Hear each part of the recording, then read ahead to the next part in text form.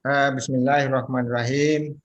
Assalamualaikum warahmatullahi wabarakatuh. Waalaikumsalam Waalaikumsalam warahmatullahi wabarakatuh. Alhamdulillah, alhamdulillahilladzi 'allama bil qalam, 'allamal insana ma lam ya'lam. Asyhadu an la ilaha illallah rabbul alamin wa asyhadu anna Muhammadar Rasulullah. Hasbunallah wa ni'mal wakil, ni'mal maula wa ni'man nasir, wa la haula wa la quwwata illa billahil aliyyil azim. Yang kami hormati, kami muliakan Bapak Dekan Fakultas Usuluddin, Filsafat dan Politik, para wakil dekan, ketua sekretaris prodi, kemudian mahasiswa dan para peserta yang di luar UIN, ya, beberapa teman ya simpatisan dari berbagai organisasi, ya, yang semuanya insya Allah dimuliakan Allah Subhanahu Wa Taala, dan lebih khusus lagi Al-Mukarram, beliau adalah Bapak Kiai Haji Dr. Abdul Rauf Amin LCMA. Beliau adalah senior asisten profesor Fakultas SB University Perguruan Ugama Seri Begawan Brunei Darussalam. Pada kesempatan ini kita akan mengikuti webinar yang diadakan oleh Fakultas Usuluddin Filsafat dan Politik, Lingkas Studi Usuluddin Filsafat dan Politik. Karena ini adalah bagian dari program Bapak Dekan Fakultas Usuluddin Filsafat dan Politik adalah meningkatkan atmosfer akademik dengan tema posisi akal, maslahah dan realitas dalam ijtihad. Kami biasa bincang-bincang, Bapak Ibu yang kami hormati, fuqaha itu sebenarnya sudah filosof. Jadi Bapak Kiai Dr. Haji Abdul Rauf Amin LCMA ini memang latar belakangnya adalah usul fikih atau falsafat hukum Islam, tetapi beliau sebenarnya sudah filosof, sudah ya ala Ibnu Sina, ya Ibnu Rus, ya begitu kan. Karena beliaulah yang memiliki kemampuan untuk melakukan ijtihad, tentu bukan menggunakan akal yang kita pelajari, akal potensial, akal aktuil, akal malakul, mungkin sudah sampai pada akal mustafat atau mendekat. Karena itu Bapak Ibu yang hormati, saya tidak boleh banyak panjang-panjang memberikan penjelasan karena ini adalah very important untuk kita semua. Semua peserta khususnya mahasiswa menyimak tuh dengan serius, ya, fokus sebentar dilapor ke dosennya masing-masing. Karena itu Bapak Ibu yang kami hormati, karena instruksi Pak Dekan tidak ada sambutan, kita mulai saja dengan sama-sama sekali lagi memohon berkah ridha Allah Subhanahu wa taala dalam webinar ini dengan sama-sama baca basmalah. Bismillahirrahmanirrahim. Bismillahirrahmanirrahim. Dari permintaan Bapak narasumber, mungkin beliau akan memberikan atau mengantar dulu, memberikan pengantar barang sampai 20 menit. Yang banyak ini adalah kita berdiskusi. Insya Allah waktunya mungkin sampai jam 12 atau setengah 1. Itu dia tergantung dari kemampuannya Pak Kiai. Yang sampai kita kasih panjang baru Pak Kiai sudah setengah mati. Insya Allah. Baik Pak Kiai, saya persilakan.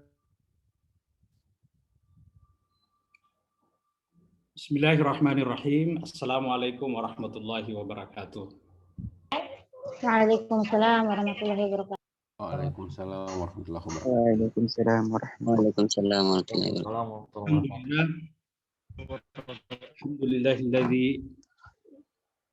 syarrafa al-bashariyata bil aqli wal ma'rifati wal ilm wa karrama al-anama bit tafkiri wal fikr, wassalatu wassalamu ala asyrafil anbiya'i wa khatamil mursalin Sayyidina Muhammadin wa ala alihi wa sahbihi ajma'in. Subhanaka la ilma lana illa ma 'allamtana innaka antal alimul hakim. Rabbi shrah li sadri wa yassir li amri wa hlul 'uqdatam min lisani yafqahu qawli. Yang saya muliakan, yang saya hormati Bapak Dekan Fakultas Usuluddin dan Filsafat, yang saya hormati Bapak Moderator Dr. Abdullah Talib, dan semua Kaprodi dan sekretarisnya, semua dosen-dosen Usuluddin, dan teman-teman dosen semuanya dari kalangan Sivitas Akademika UIN Alauddin, dan adik-adik mahasiswa, dan teman-teman peserta forum akademik bulanan seperti yang saya terima dalam undangan, meskipun misalnya kita boleh saja merasakan ini sebagai webinar internasional, karena kalau dalam tradisi kita, kalau sudah ada satu pemateri dari luar negara, itu kita secara tradisi memang sudah layak diakui sebagai ya, meskipun saya terus terang saja masa ini masih dalam lokasi lokal ya, masih dalam Makassar, karena saya sedang menunggu kebenaran approval dari imigrasi Brunei supaya dapat masuk, yaitu dalam konteks COVID ya. Sebenarnya sih saya boleh dianggap sudah overstay di sini, karena sesuai jadwal awal saya semestinya sudah di Brunei di pertengahan Februari, tapi karena ya biasalah COVID itu biasa terjadi apa yang kita tidak duga, sehingga saya sendiri juga banyak semestinya yang perlu saya bawa ke sini, tapi nggak bawa karena perkiraannya Februari sudah ke sana.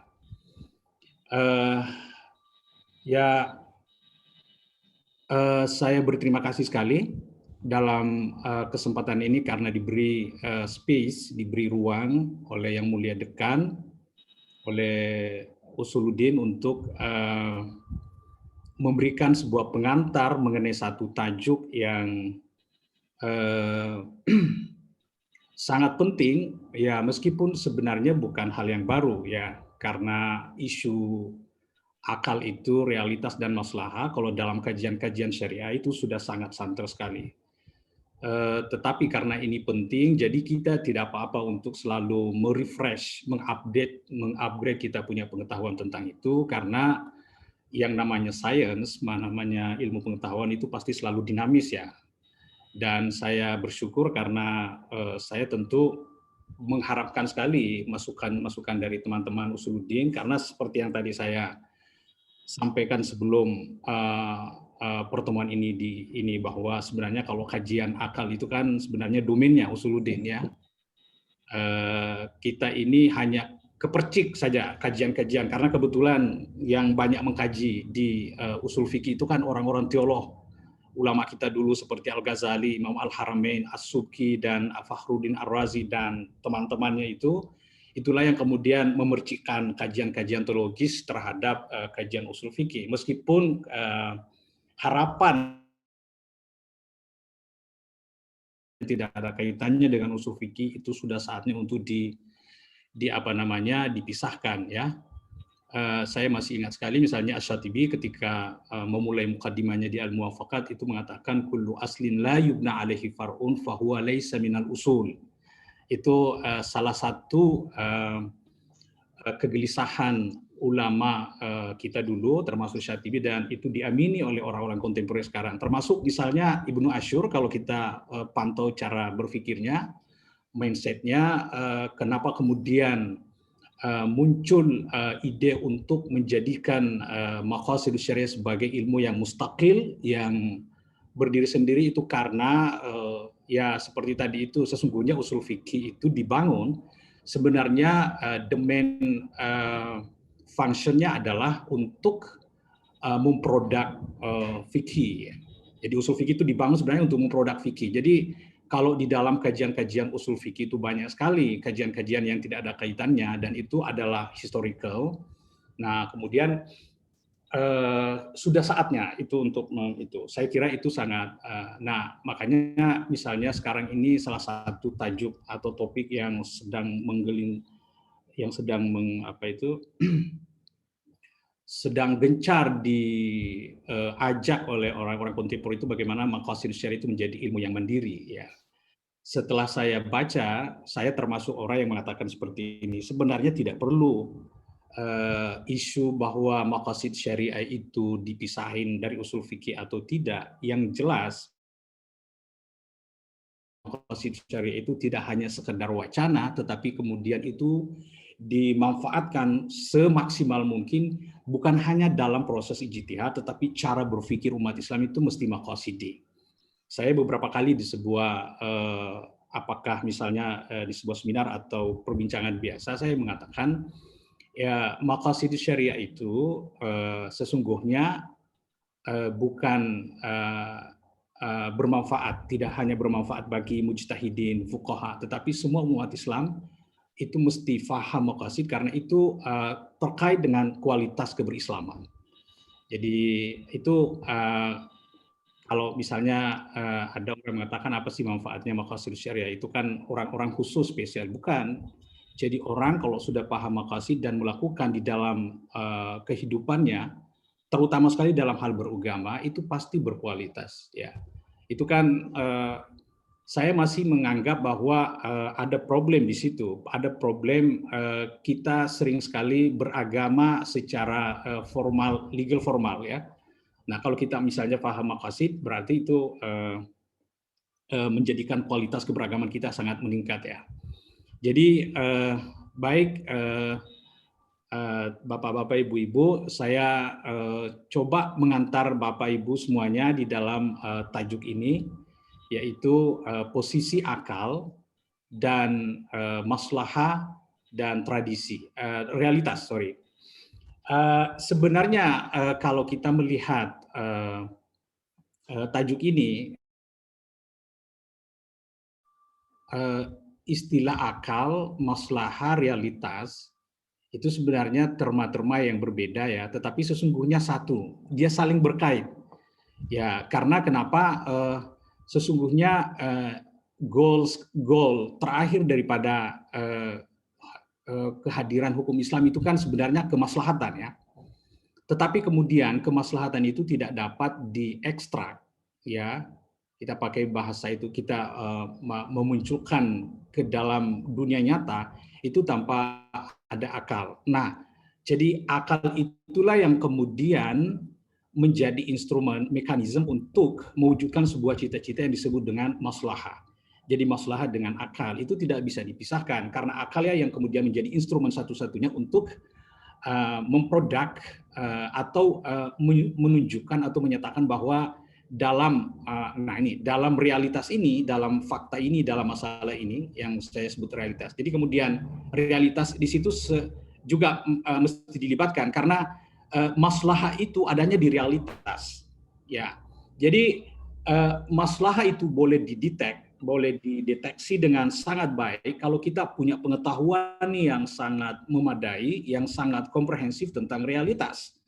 Karena realitas itulah yang kemudian menjadi menjadi tempat adanya kemaslahatan itu. Dan itu semua boleh didetek dengan instrumen akal. Jadi sebenarnya meskipun termanya berbeda, tetapi sebenarnya sama saja. Itu untuk untuk tidak apa-apa kita nas, wahyu dan lain sebagainya. Jadi poin kita di sini sebenarnya kita ingin melihat lebih jauh lagi dengan mengungkapkan berbagai fakta betapa atau seberapa jauh sih pengaruh. Ya, saya ingin mengatakan bahwa saya mungkin poin saya bukan ingin mengatakan kepada Bapak Ibu sekalian semuanya bahwa akal, maslahat dan realitas itu berpengaruh terhadap istinbat hukum. Itu bukan poin saya sekarang, karena itu sesuatu yang sudah, kalau bahasa Arabnya itu qadiyah mafrugha anha, jadi sesuatu yang sudah kita tinggalkan, itu bukan poin saya. Tetapi poin saya adalah bagaimana kita melihat bagaimana mekanisme, ya, akal itu boleh berfungsi di situ, ya. Meskipun nanti juga sebelum saya ke sana saya akan coba melihat bagaimana komentar-komentar Al-Qur'an misalnya atau hadis ataupun ulama-ulama kita tentang pentingnya pengetahuan akal kemudian apa itu namanya maslahat dan realitas itu. Jadi itu saya kira sekedar prolog bagaimana mengkaitkan tiga terma ini ya. Jadi realitas itu adalah sesuatu yang dinamis dan disitulah munculnya maslahat. Ya, jadi kemaslahatan yang menjadi tujuan umum dari kehadiran hukum Islam sebenarnya itu kita boleh dapat tempatnya di mana, di tempatnya di realitas. Realitas itulah kemudian yang akan menjadi WA-nya. Tetapi itu semua dapat dideteksi dengan menggunakan akal. Ya, nanti ada misalnya dalam slide saya. Oke, kalau begitu saya langsung saja ya. Boleh saya share, minta izin share. Saya punya slide. Boleh, Ustaz. Boleh. Boleh ya? Ya, silakan. Oke.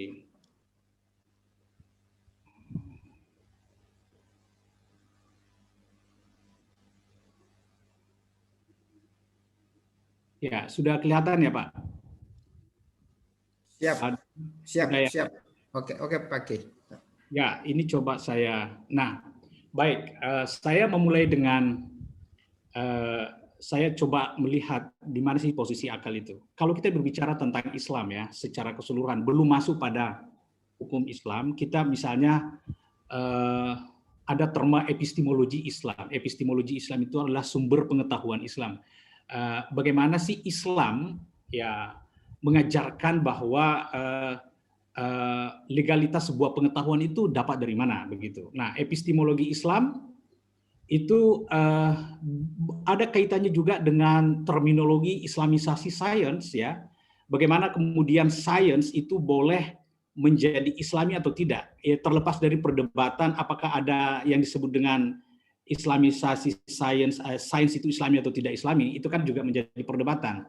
Tetapi oke lah, let's say bahwa kita setuju dengan terma itu, setuju dengan terminologi Islamisasi sains karena ada sains yang tidak Islami.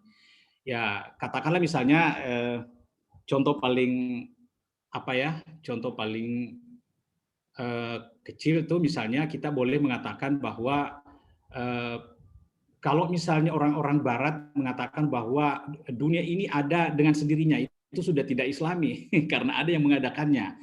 Jadi ketika orang-orang Barat mengatakan bahwa alam ini datang dengan sendirinya, kita boleh klaim bahwa itu tidak bersesuaian dengan sains Islam karena Islam mengatakan bahwa segala sesuatu di luar Tuhan itu namanya alam. Alam itu pasti ada sesuatu selain Allah itu kan alam ya, dan alam itu pasti hadis ya.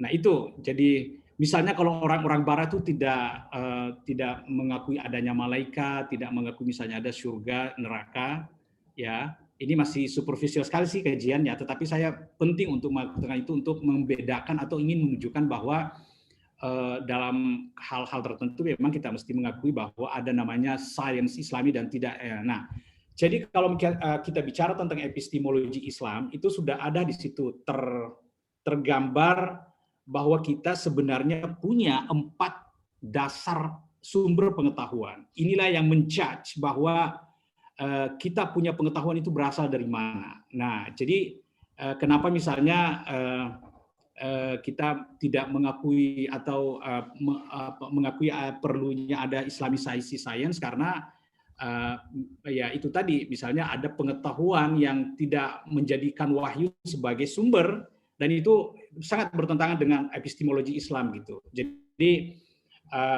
sebelum kita masuk pada kajian syariah, kajian hukum Islam, kita sudah sebelumnya sudah mengetahui bahwa memang akal itu posisinya di Islam itu dia adalah sebagai salah satu sumber pengetahuan. Di kita di Islam itu banyak sekali pengetahuan kita itu diskonstruk oleh penggunaan akal yang maksimal. Jadi itulah. Jadi kalau realitas itu yang ada di sini misalnya al-mahsusat, misalnya ya mata kita itu boleh memberi informasi tentang pengetahuan apa yang terjadi. Misalnya saya mengetahui bahwa di depan saya ini adalah moderator yang mulia Dr. Abdullah itu bukan perempuan, itu karena penglihatan saya, karena saya tidak bisa menciumnya sekarang karena itu jaraknya long distance ya, tapi mata saya itu sebagai sumber pengetahuan saya bisa klaim, saya bisa judge bahwa dia laki-laki dengan indikator-indikator laki-laki ya. dan lain sebagainya. Jadi itu maksudnya. Hati itu yaitu kajian tasawuf misalnya, betapa banyak ulama kita tahu apa yang terjadi dalam diri kita itu karena melihat kita saja. Ya, itu jadi saya tidak perlu di sini ya, karena memang ini sebagai prolog saja. Kita lanjut pada waduh.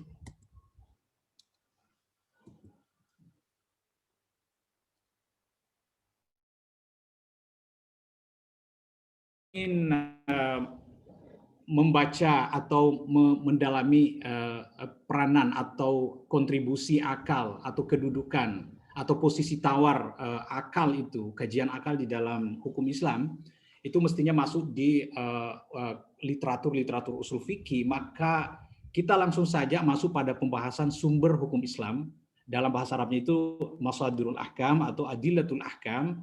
Kalau kita bisa perluas itu manahijul ijtihad. Dalam pembahasan itulah kita boleh menemukan pembahasan secara detail bagaimana peranan akal di situ. Jadi kalau kita misalnya baca sumber hukum Islam atau adillatul ahkam atau manahijul ijtihad, maka ulama kita itu dia bicaranya cuma begitu. Jadi sumber hukum Islam itu memang langsung ada.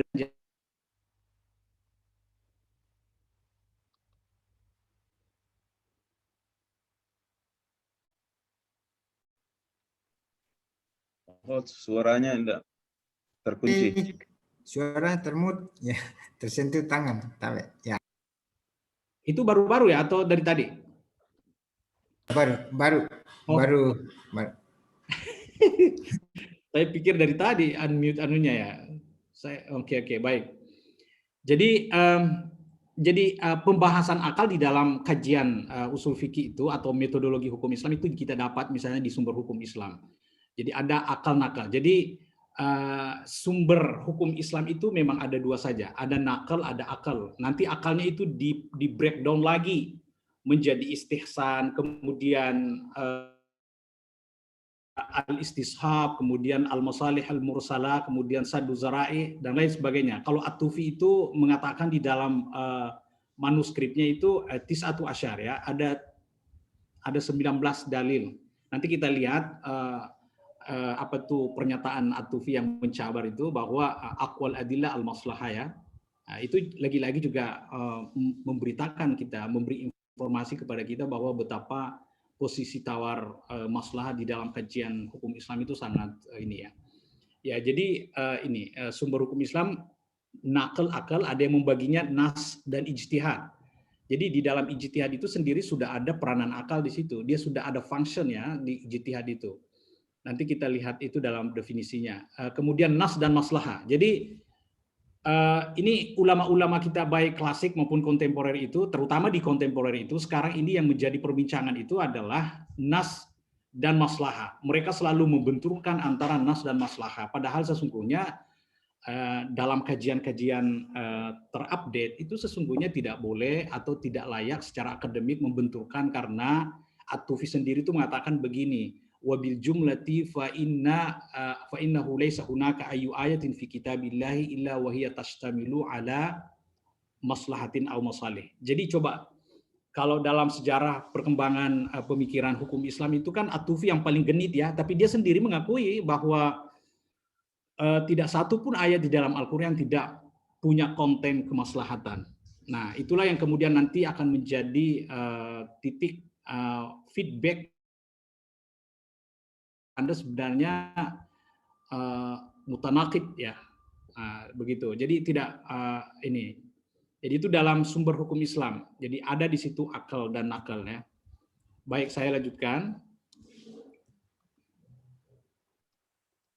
Nah, ini yang apa peranan akal? Apa kedudukan akal di dalam kajian istinbat hukum atau kajian ijtihad? Nah, di sini hanya ada dua saja. Dari dulu sampai sekarang itu, kalau misalnya kita bertanya tentang apa sih fungsi akal dalam kajian ijtihad itu, cuma ada dua. Apakah dia sebagai sumber atau instrumen atau alat. Nah, semua ulama saya kira, sesuai pembacaan saya, semua sepakat bahwa akal itu, mereka semua sepakat bahwa dia adalah memiliki peranan sebagai instrumen, alat untuk memahami pesan-pesan Allah. Jadi nas itu tidak bisa ngapa-ngapain, Pak, itu bahan mentah. Jadi nas itu baik Al-Quran maupun hadis itu nggak dapat sama sekali diekstrak kecuali dengan menggunakan instrumen akal. Itulah yang dimaksud dengan ulama-ulama kita itu. Jadi satu-satunya fungsi yang disepakati adalah akal itu adalah sebagai instrumen. Jadi seolah-olah nas itu datang mengatakan, akal, kamu cuma satu punya fungsimu. Kamu coba memahami saya dan sampaikan kepada orang gitu. Nah, itu yang disebut dengan instrumen. Nah, ketika bicara tentang sumber, kedudukan akal sebagai sumber, disitulah problemnya. Karena di situ ternyata dalam sejarah itu menimbulkan ada 3 tipologi respon ya, ada 3 respon di situ. Mu'tazilah itu memiliki respon yang berlebihan saya kira ya, karena dialah satu-satunya yang pemikir Islam yang mengatakan bahwa akal bukan hanya sebagai muncullah terminologi at-tahsin wa taqbih al-aqliyain. Itu kalau kita ini ya, at-tahsin wa taqbih al-aqliyain itu punya teori al-mu'tazilah apa? Artinya akal boleh mengetahui kebaikan dan keburukan yang terjadi dari perbuatan manusia itu. Jadi tanpa wahyu,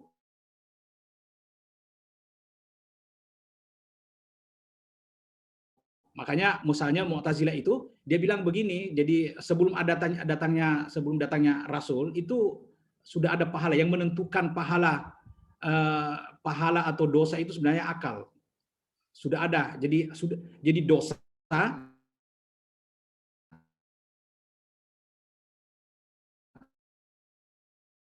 adalah kecuali setelah datangnya Rasul. Kalau memang itu yang disepakati. Seperti sebenarnya informasinya. Mohon yang lain di mute.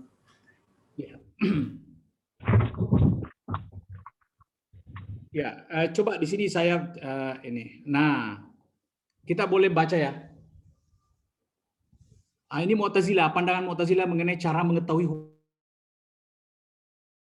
hukum Allah dan memiliki sifat baik dan buruk sejati. Jadi perbuatan manusia itu sebenarnya sebelum ada wahyu, akal sudah mampu detect bahwa ini baik, ini buruk. Karena akal mampu mengetahui sifat baik dan buruk yang sejati yang terdapat dalam setiap perbuatan manusia.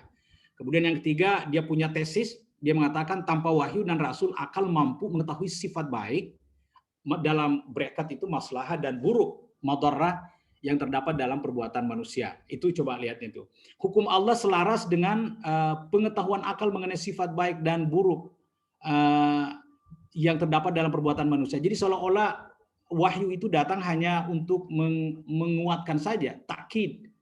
Ya, karena pasti selaras. Itu. Jadi kekuatan akal itu. Setiap yang dianggap baik oleh akal itu juga dianggap baik oleh syara dan diperintahkan untuk melakukannya. Artinya sesuatu yang sudah diklaim oleh akal baik, perbuatan yang sudah diklaim oleh akal sebagai perbuatan baik dan buruk, itu pasti wahyu datang untuk menjudge-nya itu juga. Jadi pasti memerintahkannya. Nah, setiap yang dianggap baik oleh akal itu juga dianggap baik oleh syara dan diperintahkan untuk melakukannya dan dipuji dan diberi pahala karenanya, dan ia pun dilarang untuk meninggalkannya. Begitu juga halnya mengenai yang buruk oleh akal. Nah, itu dia punya ini ya. Jadi betapa ininya. Nah, coba tesis yang ke-6 dia mengatakan dalam hal ibadah, tapi ini agak baik karena ada ininya. Dalam hal ibadah dan tata caranya akal tidak mampu mengetahui banyak dan buruknya. Dalam hal ini akal memerlukan rasul. Jadi ada domain yang dia kecualikan karena sama sekali tidak mampu menembus. Akal itu tidak mampu menembus di situ. Ya, hampir nanti teorinya apa itu siapa? At-Tufi ya. At-Tufi juga mengecualikan domain ibadah. Sebelum datangnya rasul atau sebelum sampai kepada manusia, dakwah itu manusia sudah mukallaf. Ini anunya terbebani hukum. Hukum Allah adalah apa yang diketahui oleh manusia. Manusia wajib melaksanakan apa yang diketahuinya baik dan mesti meninggalkan apa yang di. Jadi seolah-olah tidak ada ketergantungan manusia terhadap wahyu, karena akal itu diberi. Makanya Hasan Hanafi itu dalam salah satu filosof kontemporer di Mesir itu, Hasan Hanafi saya kira semua tahu. Satu ketika saya bincang-bincang karena saya undang waktu itu di KKS untuk jadi narasumber. Dia mengatakan waki itu, realitas itu juga wahyu, sama dengan akal katanya. Akal juga wahyu. Saya ketawa-ketawa aja gitu. Itu betapa posisi tawar yang dimiliki oleh akal itu dan realitas ya. Karena semua sumber itu ya. Baik, saya tinggalkan. Nah, sekarang kita masuk di sini. Nah, peranan akal, kita boleh misalnya mengetahui peranan akal ini misalnya di epistemologi ijtihad. Kalau kita melihat hakikat ijtihad itu sebenarnya sudah akal di situ ya.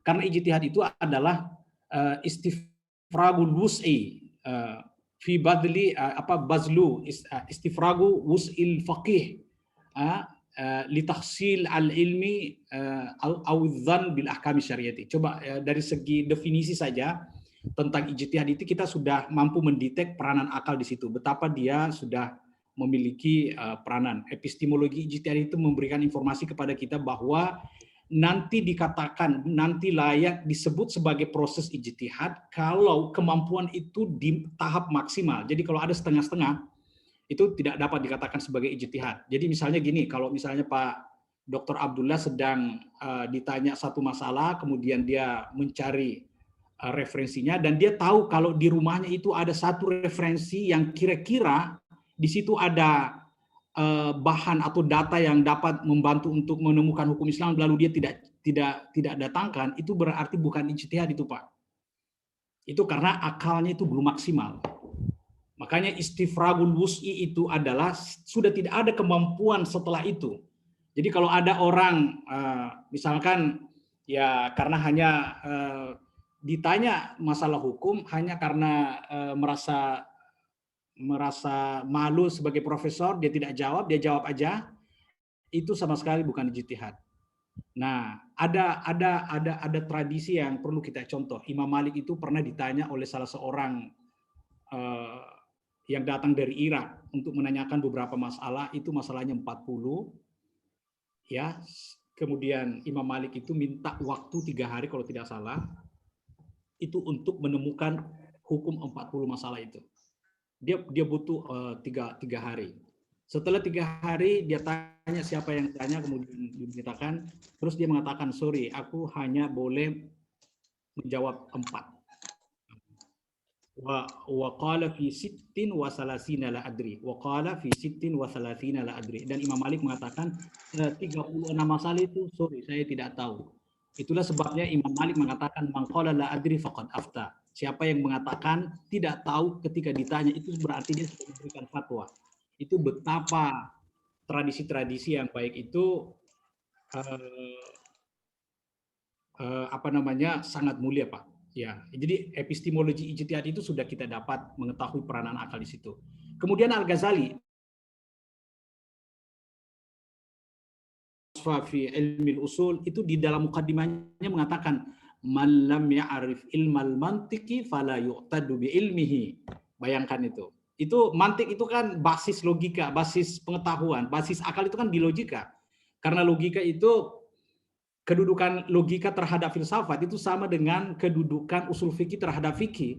Orang mau berfikih tanpa usul fikih tidak ada basisnya, itu nonsen. Sama dengan orang katanya filosof tapi tidak tahu seluk-beluk mantiknya, itu nonsen juga.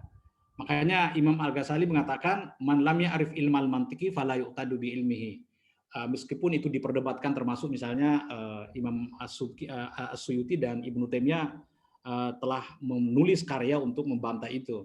Tetapi poin saya bahwa okelah kita akui bahwa itu sebagai sebuah fakta, bahwa itu menunjukkan betapa pentingnya maksimalisasi akal di dalam proses ijtihad, atau betapa pentingnya kita menggunakan akal semaksimal mungkin untuk memproduk hukum hikam. Terus yang ketiga, tahqiqul manat. Ini ada terminologi usul fikih yang mungkin saja misalnya tidak sering kita dengar, tapi ini sangat penting ya. Terutama sekali ketika kita ingin mengetahui bagaimana posisi tawar akal di dalam itu. Tahqiqul manat itu proses ijtihad yang sustainable. Jadi saya meminjam terminologi atau statement Imam Asy-Syatibi, dia membagi bentuk ijtihad menjadi dua, ada ijtihad yang hampir selesai, sudah tidak dapat digugat lagi, dan ada ijtihad yang tidak pernah berhenti, Pak. Itu namanya tahqiq al-manat. Jadi teori-teori itu mesti diaplikasikan, ya. Misalnya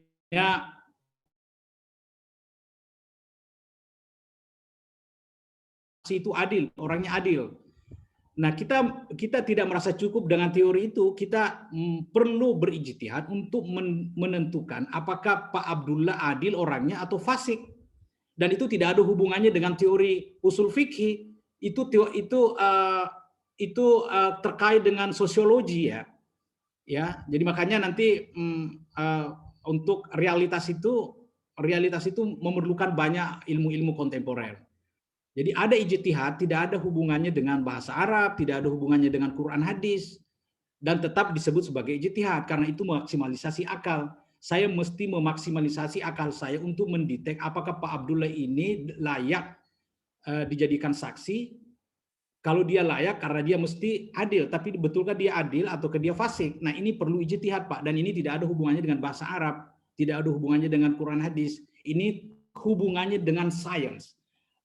Apakah psikologi Anda, kan ada orang tahu oh ini orangnya buruk, ini jahat, ya kan, ada dengan melihat misalnya matanya, melihat itu ilmu juga, dan itu diperlukan untuk makanya tahqiq al-manat ini disitulah domain paling luas untuk sebuah peranan akal. Oke.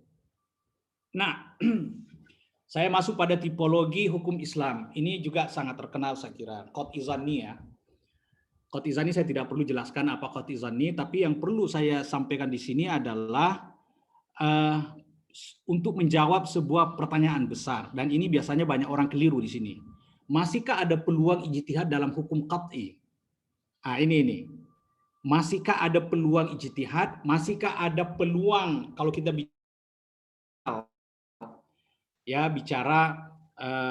bicara realitas, bicara maslahah. Masihkah ada peluang ijtihad di dalam hukum qat'i?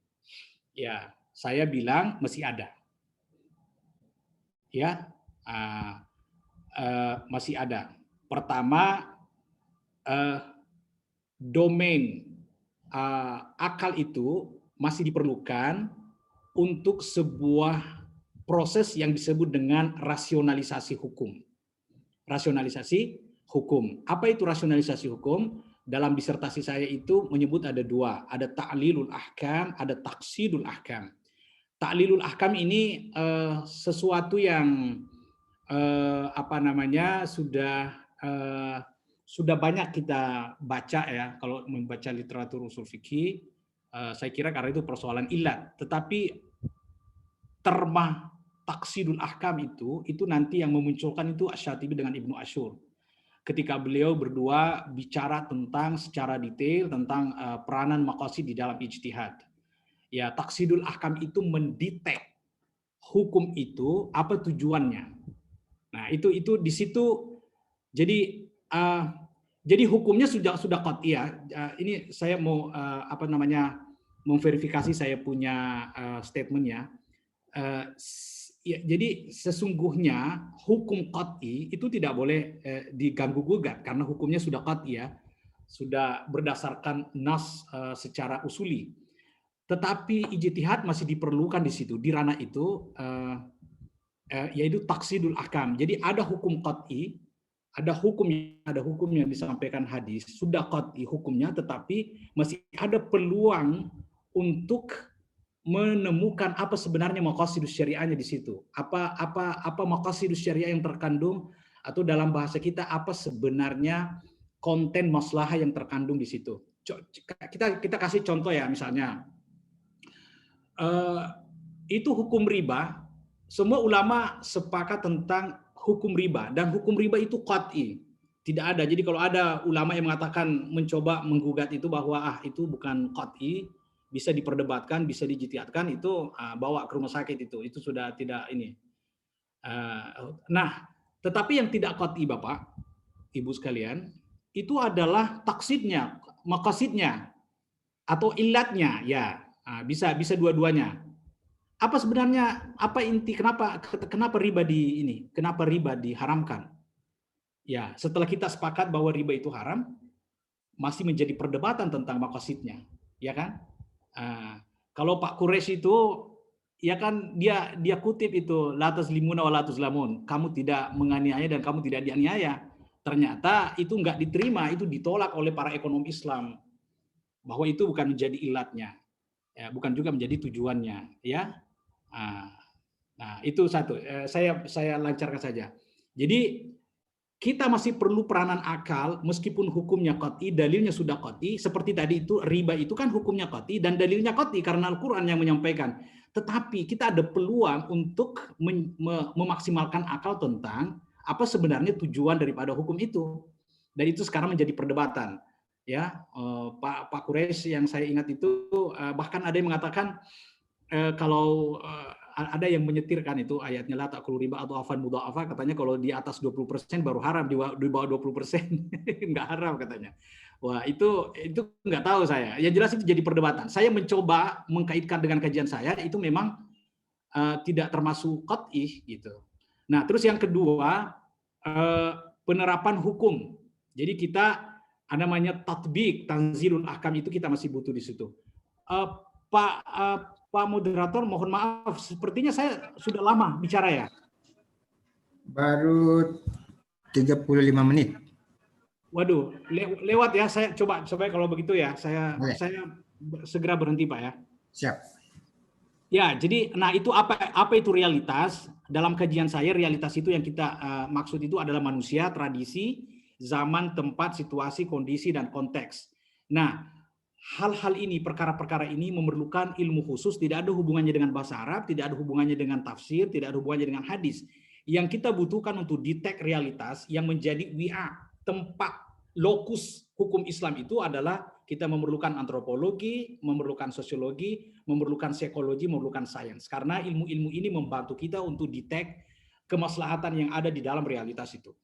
Terus bagaimana posisi realitas dalam ijtihad? Nah, ada kita al-mahkum fi, kemudian ada mahallul hukmi, ada tahqiqul manat seperti yang tadi. Jadi mahallul hukmi itu adalah lokus hukum Islam itu, ada kaidah usul fikih yang sangat terkenal itu, dhihabul hukmi bi dhihabil mahal. Jadi hukum itu serta merta akan hilang, sudah tidak ada lagi apabila lokusnya nggak ada lagi, begitu. Nah, jadi misalnya sekarang dunia sudah sepakat tidak ada perhambaan, jadi hukum-hukum fikih tentang perhambaan itu automatically nggak berlaku lagi begitu, karena sudah tidak ada lokusnya.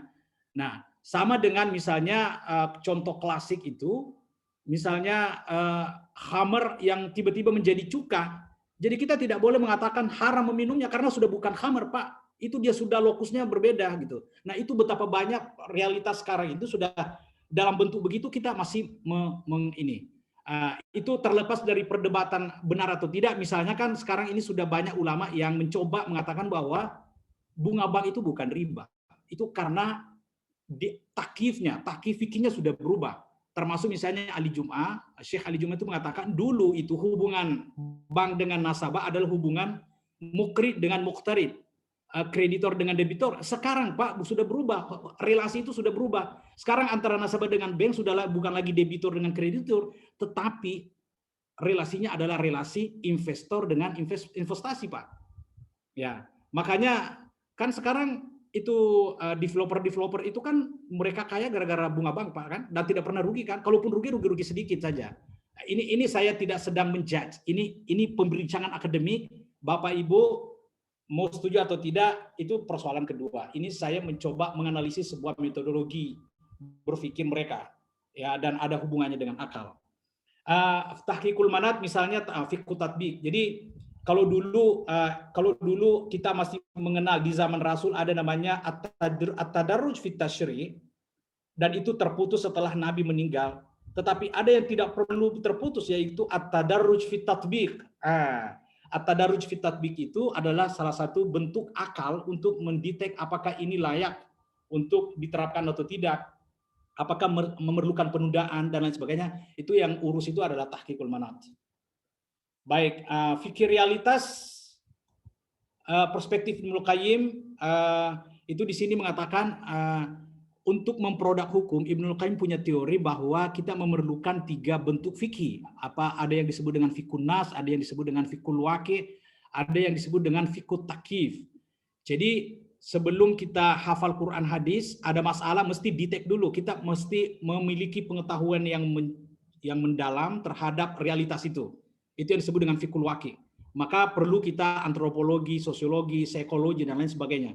Semua ilmu yang kita perlukan untuk detek apa sesungguhnya yang terjadi dalam realitas itu disebut dengan fikul waqi'. Nah, setelah paham itu, baru kita carikan relevansinya di Quran, carikan relevansinya di hadis, carikan relevansinya di kaidah-kaidah fikih, usul fikih, maqasid syariah. Nah, selepas itu masih ada satu, yaitu namanya takif, jadi penyesuaian, ya, penyesuaian. Misalnya tuh contoh, misalnya kalau ada orang dalam bahasa Arab mengatakan wahabtuka haza bi alfi dinar, saya memberi kamu ini dengan 1000 dinar. Nah, ini kan memerlukan takif, apakah jual beli ini atau hibah. Kata wahaba, memberikan. Tetapi boleh juga mengatakan itu jual beli, karena di akhirnya ada mengatakan alfu dinar. Jadi itu yang saya contohkan betapa banyak sekali realitas di dunia ini memerlukan at-takif, penyesuaian, ya, adaptasi mana sebenarnya ayat yang sesuai di situ. Lalu muncullah setelah itu apa disebut dengan produk hukum. Jadi fikih itu menurut Ibnu Qayyim kaitannya dengan peranan akal, karena akal dibutuhkan atau diperlukan pada 3 tahapan itu. Nah, fikih realitas perspektif Al-Qarafi mengatakan begini, hukum yang dibangun di atas tradisi harus berubah seiring dengan perubahan tradisi itu. Kalau tradisinya sudah berubah, masa mau masih mau pertahankan. Contoh misalnya dalam hadis itu, dulu itu kan perempuan dilarang pergi sendirian, ya kan? Ya, karena waktu itu situasinya, konteksnya kan padang pasir dengan unta. Sekarang mana ada unta dengan padang pasir sekarang? Orang itu sejak dari rumah sampai di tempat tujuan itu semuanya aman. Ya, selalu ada orang, jadi nggak perlu. Jadi itu namanya, jadi Nabi menurut kajian ulama, Nabi ketika mengharamkan perempuan itu, dia karena basisnya adalah tradisi, basisnya konteks.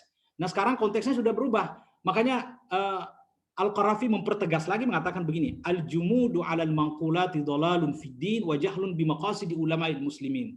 Kalau ada orang yang mengkaji sebuah hukum, lalu dia tahu bahwa itu basisnya based on tradition, terus tradisinya sudah berubah, tetapi masih mempertahankan hukumnya, meskipun tradisinya sudah berubah, itu dia mengatakan dhalalun fid din, itu sebuah kesesatan dalam agama, dalam memahami agama, dan itu adalah kebodohan mengenai pemahaman mereka tentang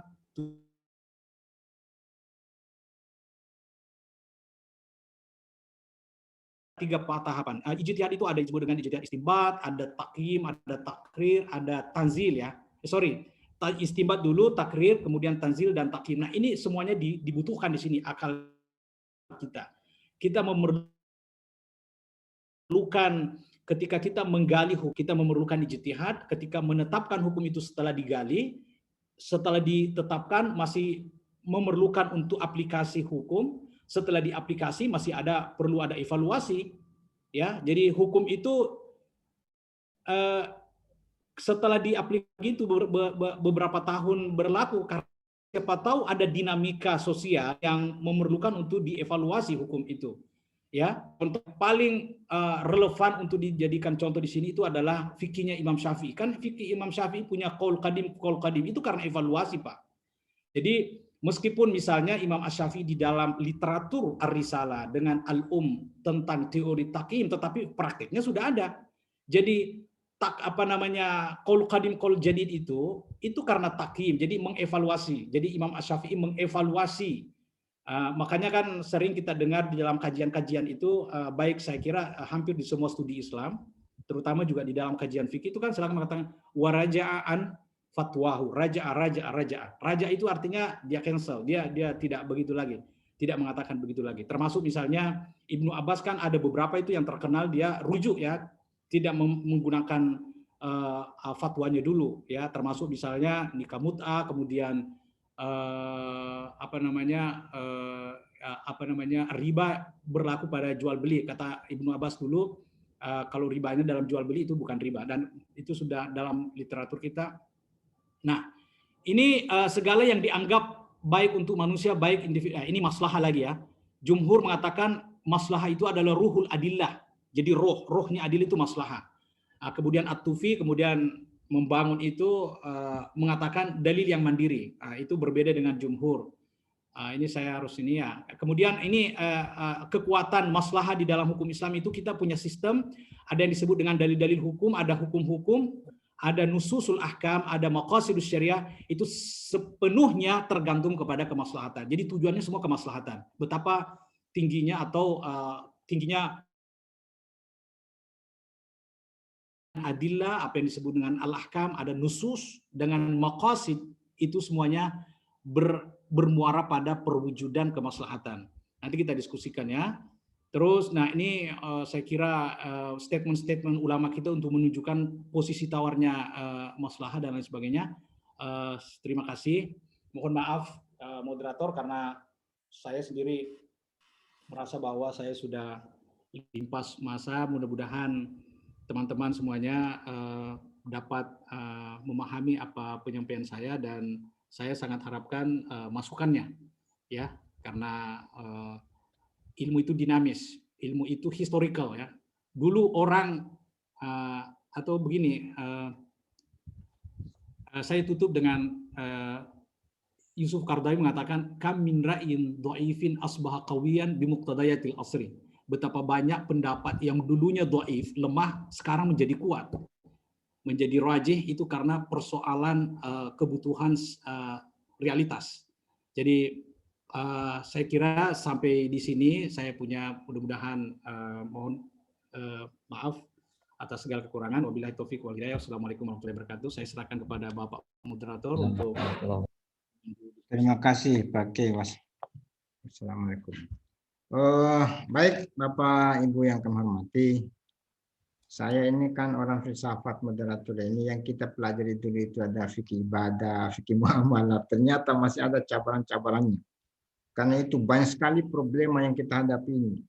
Mungkin ada fikih ekonomi, fikih perbankan, ya termasuk fikih biologi, fikih teknologi, fikih fisik dan seterusnya. Karena itu saya yakin 163 memiliki banyak sekali masalah yang dihadapi yang membuat mereka berminat untuk memberikan pertanyaan-pertanyaan. Ya. Saya persilakan dulu kepada bapak-bapak, ibu-ibu yang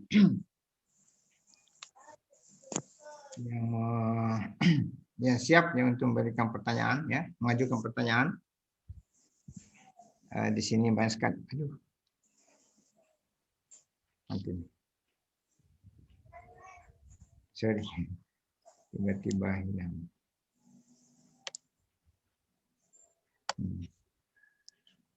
Silakan Bapak Ibu sekalian. Ada mungkin chat ini. Dari iya. Dari Pontianak.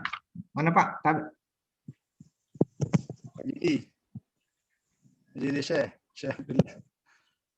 Oh, Pak Kiai. Assalamualaikum yang mulia. Wajibi Sayadi. Iya. Aduh, aku merindukanmu bosku. Alhamdulillah. 30 tahun kita baru bertemu, ya Allah. Ya. Wajibi. Subhanallah, panjang umur. Ya. Pak. Kemudian Pak Dayat yang Anda saya lihat itu raise hand. Oppo ini saya tidak tahu ini Oppo A5 ini. Saya daftar dulu sebentar. Iya, mungkin Nanti saya akan baca Pak Kiai, ada di chat sebentar. Saya persilakan dulu ini Pak Kiai Wajidi Sayadi. Tabe Puang. Silakan. Baik, makasih. Assalamualaikum warahmatullahi wabarakatuh. Waalaikumsalam.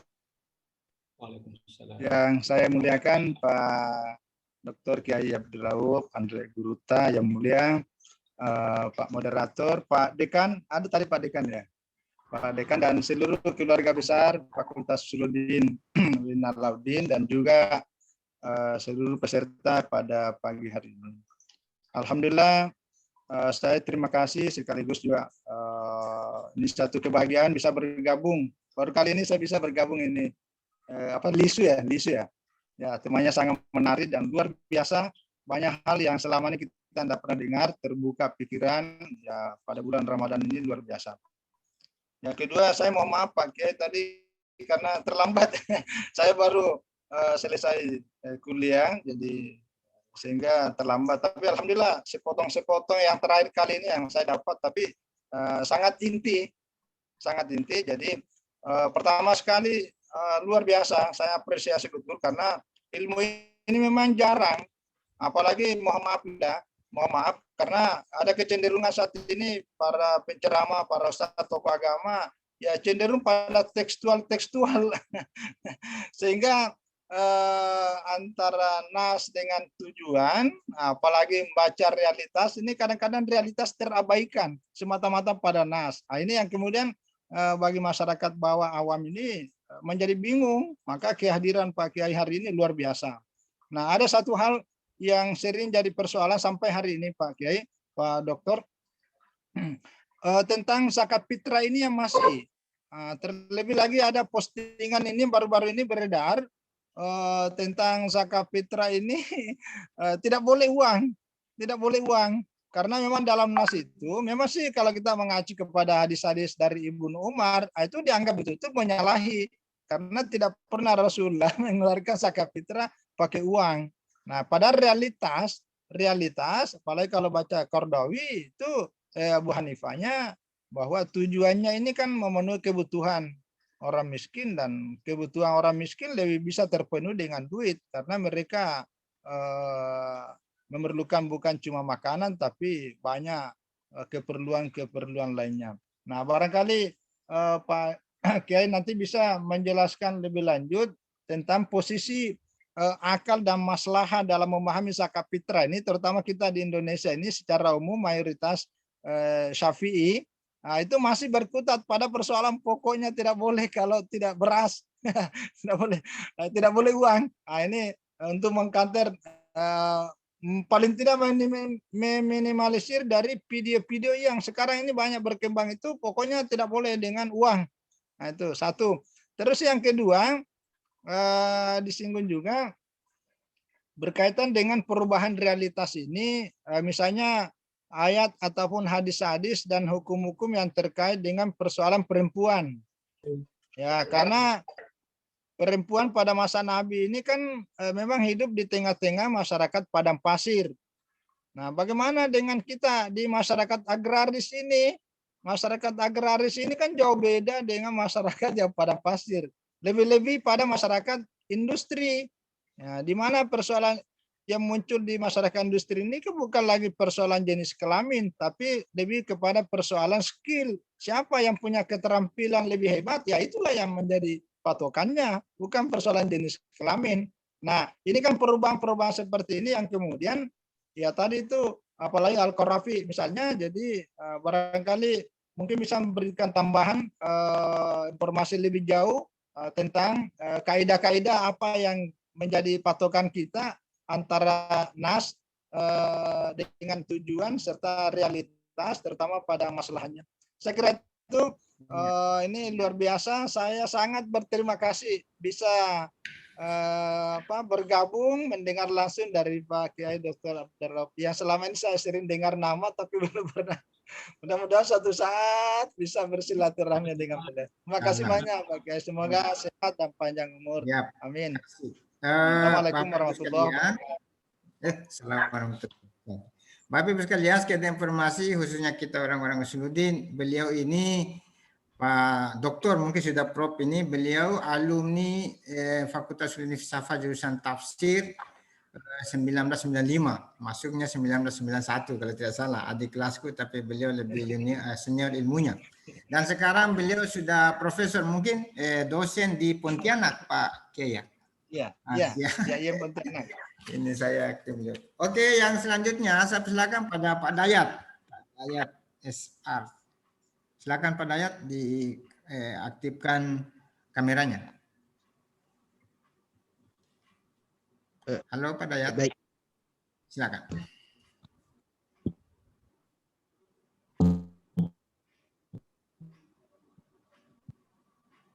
Dayat. Bismillahirrahmanirrahim. Assalamualaikum warahmatullahi wabarakatuh.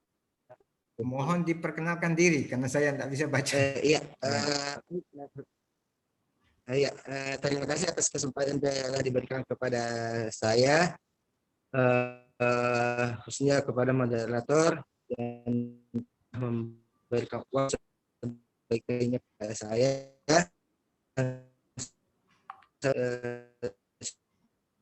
Sedikit perkenalan kembali saya. Putus-putus. Kasih baik kegiatan hari ini saya Dayat.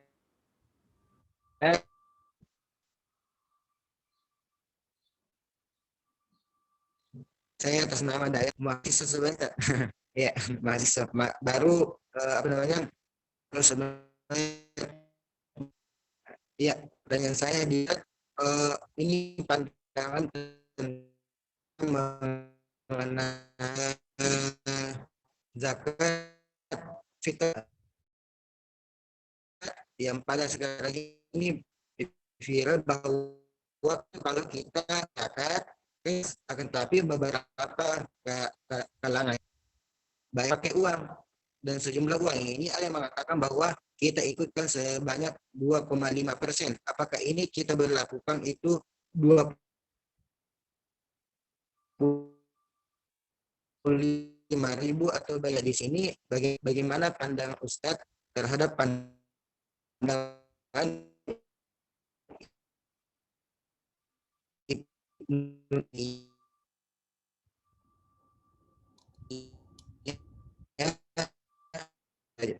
terima kasih.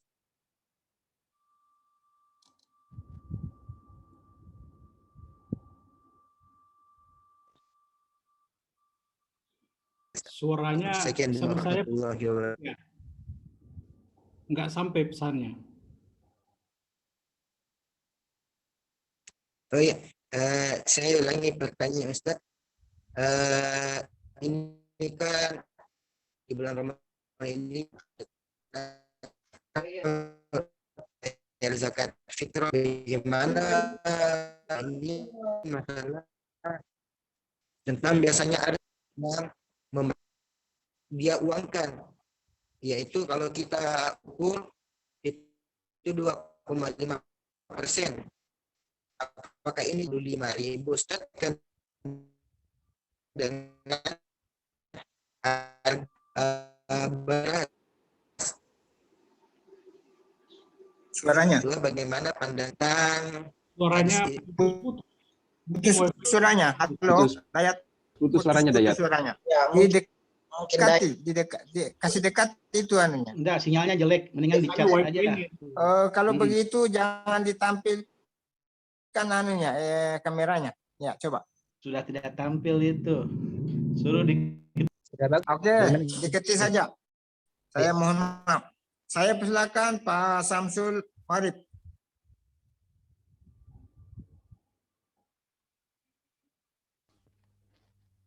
Halo, ya. Maksudnya saya Ustaz. Saya lihat itu raise hand di situ. Oh ya, saya. Makasih. Assalamualaikum warahmatullahi wabarakatuh. Yang saya hormati Bapak Dr. Abdul Rauf Muhammad Amin, Bapak Ibu dosen saya di forum ini. Saya mungkin melanjutkan yang tadi Ustadz. Terima kasih atas banyak ilmu yang Ustadz sampaikan. Tadi ketika Ustadz mengatakan bahwa sesuatu yang qat'i itu bisa saja kemudian masih kita bisa tetap kalau tidak salah masih bisa ijtihad. Nah ini terkait dengan beberapa pertanyaan sebelumnya, terkait misalnya zakat fitrah dengan jumlah 2,5 kilogram itu, saya merasa itu bagi beberapa orang kan itu jumlahnya sangat sedikit. Apakah memungkinkan itu kemudian ada ijtihad bahwa kemudian itu jumlahnya dinaikkan untuk taraf orang dengan kekayaan yang mungkin agak melimpah, karena itu mungkin tidak akan terasa bagi mereka yang mengeluarkan zakat fitrah kalau kemudian cuma 2,5 kilogram itu, Ustaz. Jadi apakah itu mungkin terjadi? Nah, yang kedua, bagaimana Islam melihat ilmu pengetahuan dan Barat melihat ilmu pengetahuan itu kan agak berbeda. Disebut sebagai revealed knowledge, ilmu yang diturunkan, sedangkan di Barat itu mereka percaya dengan acquired knowledge. Jadi ilmu itu memang harus dicari lalu kemudian bisa dibuktikan. Tapi di Islam ada ilmu laduni. Nah, bagaimana kemudian mempertemukan dua hal ini, Ustaz? Karena misalnya dalam Islam ada ilmu yang disampaikan melalui mimpi. Kalau tidak salah, Al-Ghazali itu pernah kemudian ditanyakan soal hadis-hadis yang digunakan dalam kitabnya, lalu kemudian dia mengatakan bahwa semua itu sudah disetujui oleh Rasulullah. Nah, tapi kan dunia Barat tidak bisa menerima ini. Bagaimana mungkin mengkonfirmasi ini? Nah, pertanyaan saya bagaimana mempertemukan dua kutub ini, Ustaz, terkait melihat ilmu pengetahuan. Mungkin demikian, Ustaz. Baik. Mungkin Pak Kiai saya mohon untuk direspon balik dulu. Dua itu baru nanti selanjutnya chat dari Dayat itu saya baca dulu sebentar baru saya kirim ke Pak Kiai. Terima kasih Pak Kiai, silakan Pak. Baik, terima kasih kepada Bapak semuanya yang sudah memberi pertanyaan ya. Pertanyaannya sangat aktual dan sangat menarik ya. Saya termasuk dapat postingan yang Kiai di Jawa Timur itu yang sedang mengajar ke santrinya ya. Tidak tahu kalau berbeda, tapi saya sempat juga dapat itu, postingan itu. Dia mengatakan nanti kalau pulang ke kampungnya kasih tahu semua masyarakat ya, itu tidak boleh pakai uang. Nah, jawaban saya begini. Dia punya hak untuk berbeda. Karena kapasitas keilmuan sebagai terlepas dari apa yang disampaikan benar atau tidak, tapi saya mengatakan begini, saya pernah di sebuah forum memberi ceramah tentang fikul ikhtilaf. Ya, fikul ikhtilaf itu banyak sekali prinsip yang perlu kita terapkan di dalam berbeda di dalam berislam ya. Menurut saya kalau mengikut ilmu itu, fikul ikhtilaf itu sebenarnya Kiai itu nggak tepat karena ini sudah turun-temurun dan apalagi sudah dijustifikasi oleh pemerintah. Jadi saya selalu mengatakan begini, umat Islam mesti bedakan antara fikih dengan kanun. Fikih yang sudah menjadi kanun itu tidak boleh digugat, ya, tidak boleh digugat karena semua fikih. Jadi pemerintah, ulama yang tergabung di dalam katakanlah MUI, NU, kemudian sebagainya, itu sudah mengatakan bahwa boleh dengan pakai uang. Nah, lalu tiba-tiba kemudian Pak Kiai ini memberitakan supaya itu salah. Itu yang menurut saya itu tidak sesuai dengan fikul ikhtilaf. Fikul ikhtilaf itu hak berbeda. Kalau mengancam kerukunan itu tidak menjadi tidak invalid, ya, menjadi tidak bagus. Ya karena begini Pak, dalam kajian kita ada yang disebut dengan benar tapi tidak tepat.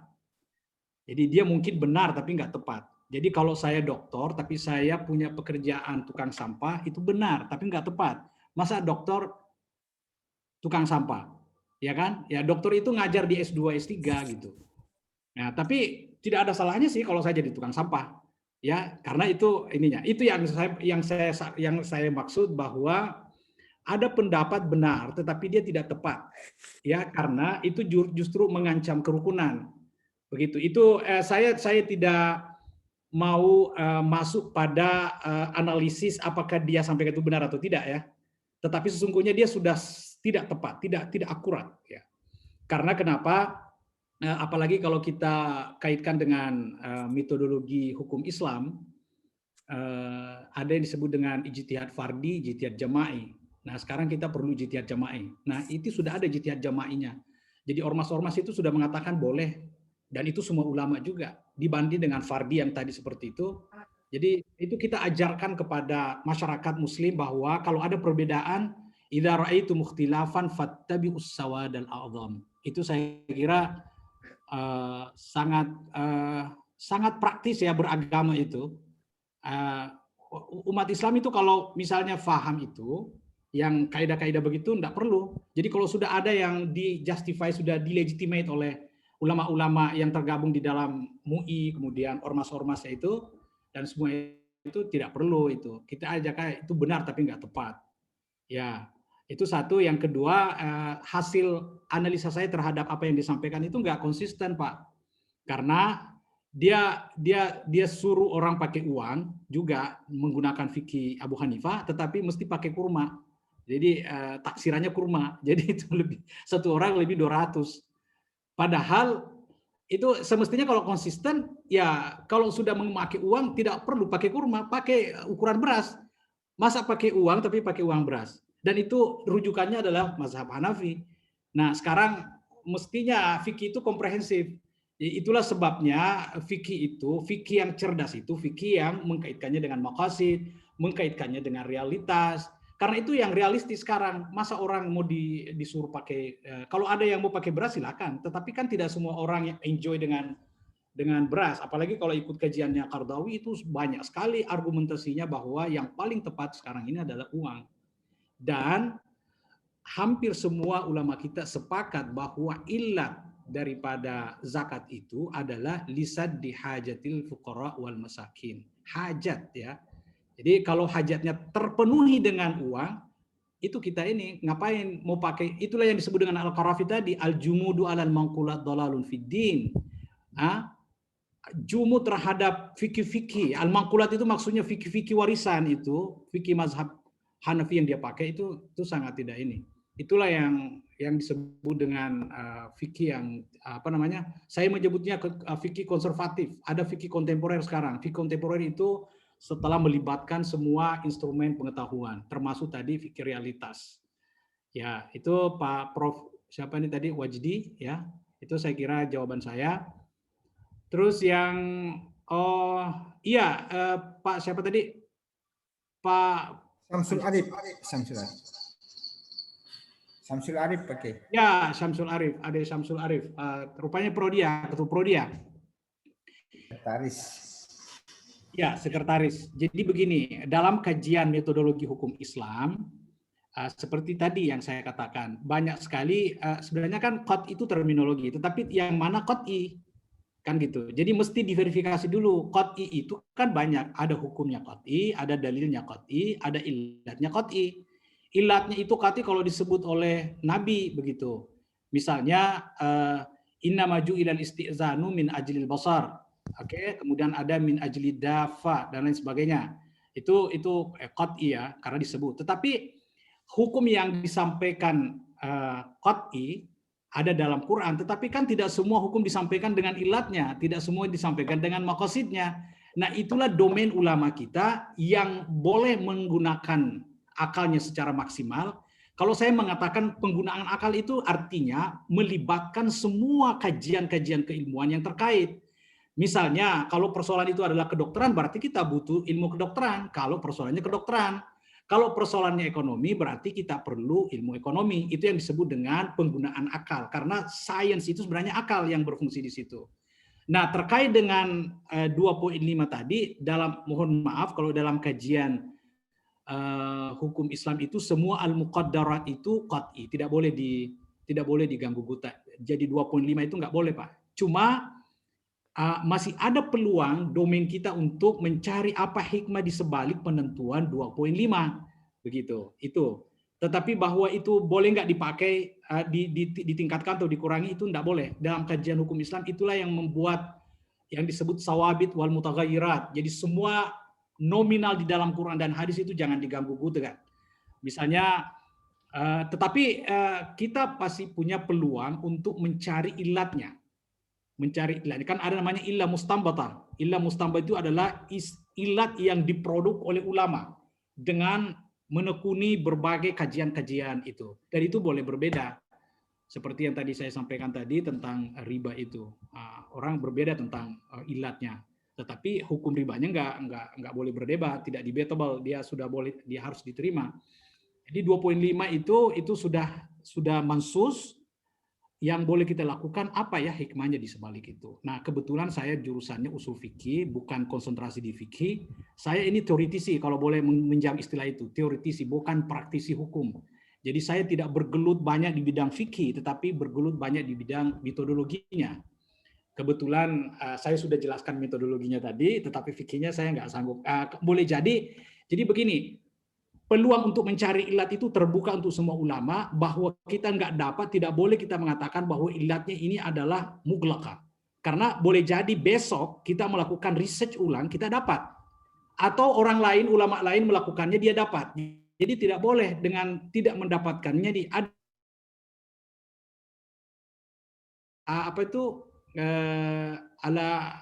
ada mewujudi dalil, ada muijadi dalil, la yadullu ala ada mewujudi dalil. Bahwa seseorang tidak mendapatkannya itu tidak menunjukkan bahwa tidak ada dalil di situ. Itu yang perlu dijelaskan. Semua misalnya ketika Al-Qur'an bicara tentang potong tangan 100 kali sebatan, 100 kali dera, itu tidak boleh. Bisa nggak sih 90 aja begitu. Tetapi dalam sejarah kan Umar itu pernah menambah 40 jadi 80. Ada orang mengatakan wah itu melanggar teori fikih jinayah. Itu tidak melanggar karena 40 itu adalah hudud, yang 40-nya yang itu tambahan itu adalah takzir. Ini yang kadang-kadang nggak paham ya. Jadi memang perlu belajar banyak tentang kajian-kajian itu. Ya, yang saya kira itu saja yang saya sempat ini. Iya.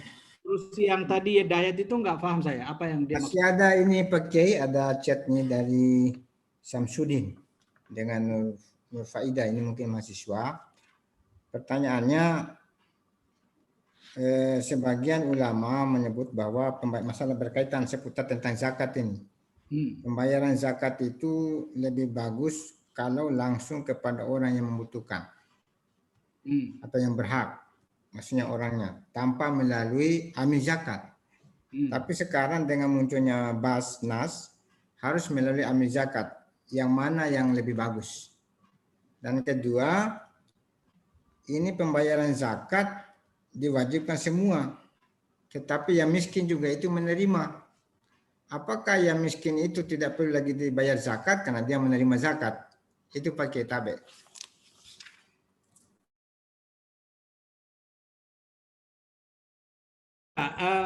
Memberi zakat itu sebenarnya boleh dua-duanya, boleh langsung, boleh juga kepada Basnas. Tetapi izinkan saya mengatakan bahwa sebenarnya yang paling efektif itu kepada pemerintah. Pertama itu ada aturannya, atiullah wa atiur rasul wa ulil amri minkum. Itu satu. Yang kedua, kalau kita bicara tentang efektivitasnya, itu Indonesia sebenarnya potensi zakatnya itu 400 triliun kalau nggak salah ya, menurut survei. Tetapi yang Basnas dapat itu setiap tahun itu hanya sekitar 4 triliun kalau nggak salah. Mohon maaf kalau saya tidak salah data. Apa yang saya ingin sampaikan di sini, sebenarnya kalau ingin pemberdayaan ekonomi, Indonesia itu sangat berpeluang untuk pemberdayaan ekonomi umat melalui zakat. Salah satu caranya itu ada mesti penyatuan amil zakat. Itulah yang terjadi di zaman Umar bin Abdul Aziz. Umar bin Abdul Aziz itu kenapa cuma 2 tahun mampu menyulap rakyatnya jadi mustahik menjadi muzaki. Ya terlepas dari benar tidaknya sejarah itu, boleh kita jadikan sebagai rujukan betapa pentingnya keterlibatan pemerintah di dalam proses pemberdayaan ekonomi. Indonesia itu salah satu kekurangannya karena terlalu banyak amil. Jadi sehingga ya, tapi ada juga sih alasannya karena transparansi kan. Jadi orang itu langsung mau kasih fakir miskin karena nggak percaya, tidak ada trust. Nah, jadi memang complicated. Ada beberapa hal yang terkait dengan persoalan ini, termasuk dalam transparansi. Jadi kalau misalnya orang menyetor ke semua pemerintah, kemudian itu dikelola dengan baik, sesuai dengan ilmu yang baik, ya kan? Kan yang saya ini terus terang saja, dulu kalau saya boleh bercerita, saya waktu S1 kasihan kan, karena saya punya beasiswa itu dicuri orang sehingga saya menangis.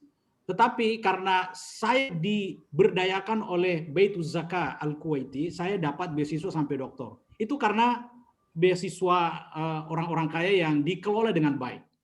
Ya, dikelola dengan baik. Kalau misalnya langsung kasih begitu juga, ya tidak melalui manajemen yang bagus, itu saya kira ya bermanfaat sih, dan itu boleh-boleh saja. Tetapi izinkan saya mengatakan bahwa salah satu kekurangan memang zakat itu jadi kita kalau manajemennya bagus, pengelolaannya bagus, kita boleh meraup setiap tahun itu 400 triliun, dan itu sangat luar biasa, sangat fantastis untuk pemberdayaan manusia, pemberdayaan ekonomi. Tetapi karena tapi itu juga banyak sekali juga ininya. Maksud saya itu banyak sekali juga. Ini hanya analisis global saja, analisis general bahwa idealnya secara teoritis pemerintah mesti terlibat di dalam pengelolaan itu.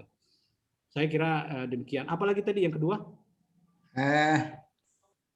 Idealnya itu apakah semua orang wajib zakat? Padahal ada yang tidak mampu itu sudah menerima zakat. Apakah perlu lagi bayar zakat atau tidak? Kalau tidak mampu tidak wajib zakat. Itu teorinya. Tidak orang miskin tidak wajib. Kalau ada uangnya boleh. Tapi kalau tidak ada sama sekali, dia nggak ini. Dia tidak wajib membayar zakat, baik zakat fitrah maupun itu. Jadi intinya yang membayar itu adalah yang punya. Kalau ada orang sama sekali tidak punya, tidak wajib zakat itu. Masih ada dua ini Pak Kiai, mohon maaf. Yang pertama, bagaimana zakat mal, uang yang disimpan itu adalah hasil riba atau korupsi? Hasil korupsi. Proyek, pimpinan proyek itu sampai sekian miliar, jadi dia simpan baru dikeluarkan zakat. Bagaimana itu hukumnya? Yang kedua, ini ada pertanyaan juga, fikih poligami. Poligami, apakah seorang suami kalau mau menikah izin dulu sama istri, mau izin tidak dikasih kesempatan, akhirnya ambil jalan singkat, nikah siri. Sampai temanku ada 7 istrinya. Bagaimana hukum? Bagaimana fikirnya itu Pak Kiai? Ketawa ini Pak Dr. Samsuri. Tapi maaf diberikan penjelasan karena masih banyak itu yang ada di benak PKI. Terima kasih Pak Kiai. Silakan. Oh ya, yang dia tanyakan hukum nikah siri 7 orang ya? Apa tadi? 7. Nikah itu fikih nikah siri, nikah poligami itu apakah harus izin ke istri dulu baru menikah? Kalau tidak ada izin istri, akhirnya nikah siri, bagaimana itu hukumnya? Pakai. Ya, sebenarnya jadi begini, sebenarnya seorang laki-laki kawin itu dalam hukum Islam tidak wajib punya izin dari istri. Dia tidak wajib. Tapi kalau dia minta izin, itu ihsan saja. Ya. Tetapi begini, salah satu maqasidus syariah dalam pernikahan itu, salah satu goal yang ingin dicapai itu adalah sakinah, mawaddah, warahmah. Itu anunya, salah satu maqasidnya di situ. Jadi orang itu disuruh kawin supaya tenang hatinya, ada kasih sayang, ada mawaddahnya.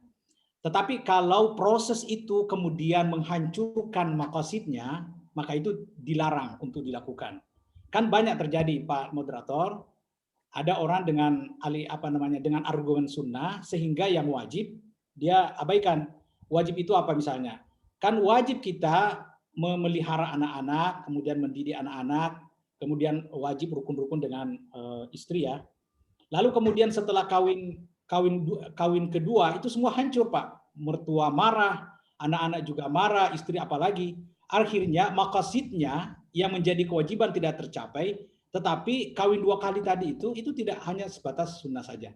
Jadi memang perlu ada takyif, ada penyesuaian antara mana maqasidnya yang perlu kita usahakan tercapai dengan fikihnya. Jadi ada maqasidus syariah kan ada 2 di situ, ada maqasid, ada syariah. Jadi syariah itu mesti ketika kita melakukan syariah itu mesti bersesuaian dengan maqasidnya. Nah, jadi nikah siri itu saya tidak sepakat dengan slogan bahwa itu hanya peraturan pemerintah. Atiullah wa atiur Rasulullah wa ulil amri minkum. pelanggaran terhadap pemerintah itu terhadap pelanggaran terhadap agama. Sekali lagi, pelanggaran terhadap pemerintah itu juga pelanggaran agama. Karena yang menyuruh kita untuk taat kepada pemerintah itu untuk tidak merusak sistem, ya, melanggar undang-undang itu adalah Al-Quran juga. Jadi pelanggaran terhadap pemerintah terhadap sistem itu adalah pelanggaran agama. Bahwa itu tidak sama pelanggarannya, ya kita serahkan saja kepada Allah. Tetapi poinnya bahwa itu juga pelanggaran agama. Ya, karena ada undang-undangnya bahwa nikah siri itu tidak boleh, apalagi selingkuh. Ya, saya kira jawabannya begitu. Yang kedua Pak Kiai, kan misalnya saya ini pimpinan proyek, tapi banyak uang itu riba atau korupsi, baru saya simpan itu ada hisap, ada haulnya kira-kira sekian ratus juta, lantas dikeluarkan zakat mal. Bagaimana itu hukumnya Pak Kiai Tabe? Ya, kalau kan gini, kita boleh mendekati secara dua perspektif. Perspektif tasawuf, perspektif maqasidus syariah dengan perspektif fikih. Kalau fikihnya yang kita pakai berarti selama Anda memiliki uang itu, ya Anda keluarkan zakatnya 2,5% dari 85 gram. Tetapi kalau tasawufnya atau maqasidnya, sumbangkan saja semua karena itu bukan milik Anda kan? Selesai. Nah, itu memang orang yang selalu menggunakan tasawuf itu Islamnya berkualitas, Pak. Fikih itu adalah orang yang beragama secara fikih itu keberislaman yang rendah. Jadi saya sarankan kalau memang dia yakin bahwa itu korupsi, kasih aja semua itu fakir miskin. Nggak usah dia miliki, kan dia nggak bukan punya kan? Tapi kalau dia, jadi gini Pak, di dalam perspektif syariah itu ada perkara yang sah tetapi tidak diterima. Jadi belum tentu semuanya sah tapi diterima. Karena untuk menerimanya sebuah amalan itu mesti bersesuaian dengan maqasidnya, bersesuaian dengan tasawufnya begitu. Jadi orang yang orang yang berpuasa menahan diri dari makan dan ini tetapi tetap yang lain jalan, itu nggak diterima itu, tapi sah secara fikih karena untuk menjadikan perkara itu satu dan tidaknya itu kan tergantung rukun syaratnya saja, ya. Jadi makanya ada namanya hardware dengan softwarenya. Ini yang perlu disinergikan, diselaraskan. Dia mesti di cover dua-duanya. Saya kira itu saja yang saya jawabkan. Masih ada kesempatan. Saya lihat tadi Pak Dr. Samsuri ya senyum-senyum. Kayaknya ada pertanyaan di situ karena beliau juga biasa beri ceramah tentang fikih dan itu sambil menunggu Pak Kiai. Biasa ada tema itu penceramah selama 1 tahun. Banyak sekali itu isi amplonya. Apakah wajib juga zakat? Mari Pak Kiai Samsuri, saya persilakan untuk mengajukan pertanyaan. Terima kasih. Nah, saya hanya mau terima kasih moderator. Ya. Saya tadi ada melihat chat di pertanyaan masih ada 2 tadi, pertanyaan belum menjawab Ustaz. Kalau akal bertentangan dengan nakal, maka akal didahulukan. Ada tadi kutipan di situ. Ada pakai bahasa Arab tadi itu pertanyaannya. Jika akal bertentangan dengan nakal, maka akal didahulukan. Kemudian kedua dari Pak Dr. Syamsul tadi, Syamsul Ma'arif, untuk orang kaya miliaran uangnya itu masa dibilang 4 liter saja. Apa tidak ada ijtihad bahwa dikasih naik dia berkali-kali lipat karena uangnya miliaran. Tidak ada artinya kalau 4 liter itu, tapi saya mengulangi saja 2 tadi. Terima kasih Ustaz. Ya baik Pak Kiai, jadi saya kembali mengingatkan bahwa tadi ada pertanyaan yang mana didahulukan ya kalau akal bertentangan dengan akal. Tapi saya lihat tadi Pak Kiai itu selalu di prioritas itu lebih tinggi akal daripada wahyu. Ini sudah agak pengikutnya Muhammad Abdu ini. Jadi tidak tahu bagaimana Bapak Kiai bisa memberikan penjelasan ini. Yang kedua juga tadi betul ada juga kaitan dengan pertanyaannya. Kenapa orang kaya hanya itu 4 liter saja? Kenapa tidak misalnya 1000 liter? Ya, tapi Pak Kiai, silakan. Ya, terima kasih pertanyaannya Pak Kiai Samsuri. Ini teman saya ini. Sudah lama tidak jumpa ini. Datanglah di rumah, silaturahmi Pak Kiai. Ya, ini Pak Dr. Samsuri ini 6 tahun saya sama-sama di Asadia. Dan sama-sama lagi di mana itu di Tarbiyah. Cuma karena saya punya nasib di Brunei, akhirnya lama nggak pernah ketemu. Ya. Baik, jadi ya itu saya masih pada posisi teori tadi bahwa ada perkara yang tidak perlu digugat karena itu sudah diblok. Ya, itu ada zona merah itu. Ya, semua yang nominal itu tidak boleh.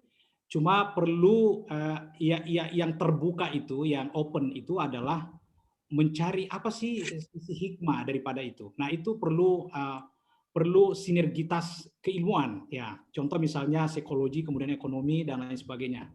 Ya, untuk jawaban paling sederhana saya, ya mungkin misalnya orang kaya itu tetap diseragamkan pada zakat fitrah, tapi nanti dikenanya di zakat mal.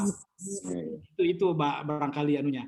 Karena kenapa? Karena kan maqasidus syariah itu keadilan. Keadilan itu jangan hanya konsentrasi pada miskinnya, meski juga adil pada musakinya kan. Karena siapa yang tahu? Kadang itu banyak sekali orang mengatakan, Pak Rawi itu banyak uangnya. Padahal dia tidak tahu kalau saya banyak uang utangku kan. Dulu itu waktu saya di Tarbiyah itu, waktu saya baru datang, saya termasuk gila dalam memanage itu. Saya baru datang itu langsung beli mobil Avanza, padahal teman-teman saya itu sudah senior baru, karena saya itu kredit itu Pak. Ya, karena saya terpengaruh dengan sebuah teori bahwa salah satu ciri khas orang modern banyak kreditnya. Itu yang saya bilang lah kalau begini. Akhirnya tidak lama kemudian, mungkin 3 tahun Pak sudah ini, karena bayangkan kalau saya tidak punya mobil, saya dipanggil seminar nggak bisa, dipanggil ceramah nggak bisa, karena saya ini termasuk tidak kuat jasadnya, badannya itu selalu masuk angin. Coba kalau pakai motor. Nah itu dia. Jadi poinnya bahwa itu sudah didesain oleh Allah. Sekarang Anda terbuka untuk mencari hikmahnya. Lalu kemudian apalagi kalau kita menggunakan sekarang perspektif zakat profesi. Zakat profesi itu begitu Anda terima uang, gaji itu 2,5 itu. Nah, itu makanya Indonesia itu kalau semua teori-teori fikih zakat yang kita kita terapkan, saya kira 400 triliun itu sangat luar biasa untuk mudah-mudahan misalnya ke depan ini Indonesia terbuka sehingga akan mengalami seperti apa yang dialami oleh masa Umar bin Abdul Aziz, ya, yang hanya 2,5 tahun saja. Itu karena keterlibatan itu. Sebelumnya itu kan Abu Bakar ya boleh saja misalnya membiarkan orang tidak mau pakai zakat, tetapi kan dia mengatakan la uqatilanna man farraqa bainaz zakati was shalah. Saya akan memerangi orang yang membedakan antara zakat dengan salat. Itu keterlibatan. Poin yang ada di situ adalah keterlibatan pemerintah di dalam pemberdayaan ekonomi. Meskipun misalnya keberhasilan Abu Bakar tidak seperti apa yang telah dicapai oleh Umar bin Abdul Aziz. Ya, jadi saya kira begitu. Jadi fakir miskin dengan orang kaya itu di situ juga ada unsur-unsur keadilan, ya. Karena kita tidak tahu orang itu hanya nampaknya saja kaya, tetapi kan boleh jadi dia juga miskin sebenarnya, iya kan? Ya, waktu saya saya bilang saya sebenarnya nilai untuk terima terima zakat, karena itu uang gaji itu hanya dilihat saja lewat di rekening. Ya, itu salah satu fakta sosial yang perlu dipertimbangkan untuk menjustify kenapa desain Allah perlu kita turuti dan hanya mencari hikmahnya aja. Ya. Ada lagi yang ini Pak Abdullah, Pak Dokter? Masih ada yang lain Pak? Ini teman saya juga Pak. Ini persilakan ini ada Muhammad Sabik. Ini Muhammad Sabik ini teman saya di Kairo dulu. Oh. Nah. Mana orang itu? Ya. Apa kabar Pak Sabik? Ada Pak, ditampilkan kameranya Pak. Pak Sabik. Sudah tampil ini. Masih di kampus ini, jadi kangen juga sama beliau ini. Ya, ahlan wa sahlan Pak Sabik. Oh iya. Kemarin waktu masih di Kairo ada tafsir Al-Mizan. Ini beliau yang belikan saya ini sehingga terbuka lari ke sosiologi. Oke.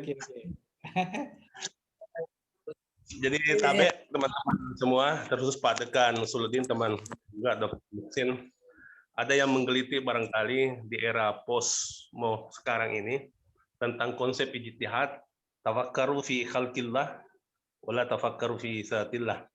Bagaimana membawa ayat ini dalam konsep ijtihad di era posmo? Males dokter, pastu nih. Assalamualaikum warahmatullahi wabarakatuh. Silakan Pak. Masih ada Pak. Kayaknya Pak Sudin Bani juga ya mau bertanya Pak. Pak Sudin. Itu unmute Pak, unmute. Unmute. Pak Sudin senior. Suara tak Pak? Suara.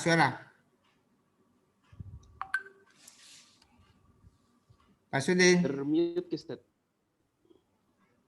Pak Sudin. Kak Sudin, kita mute unmute.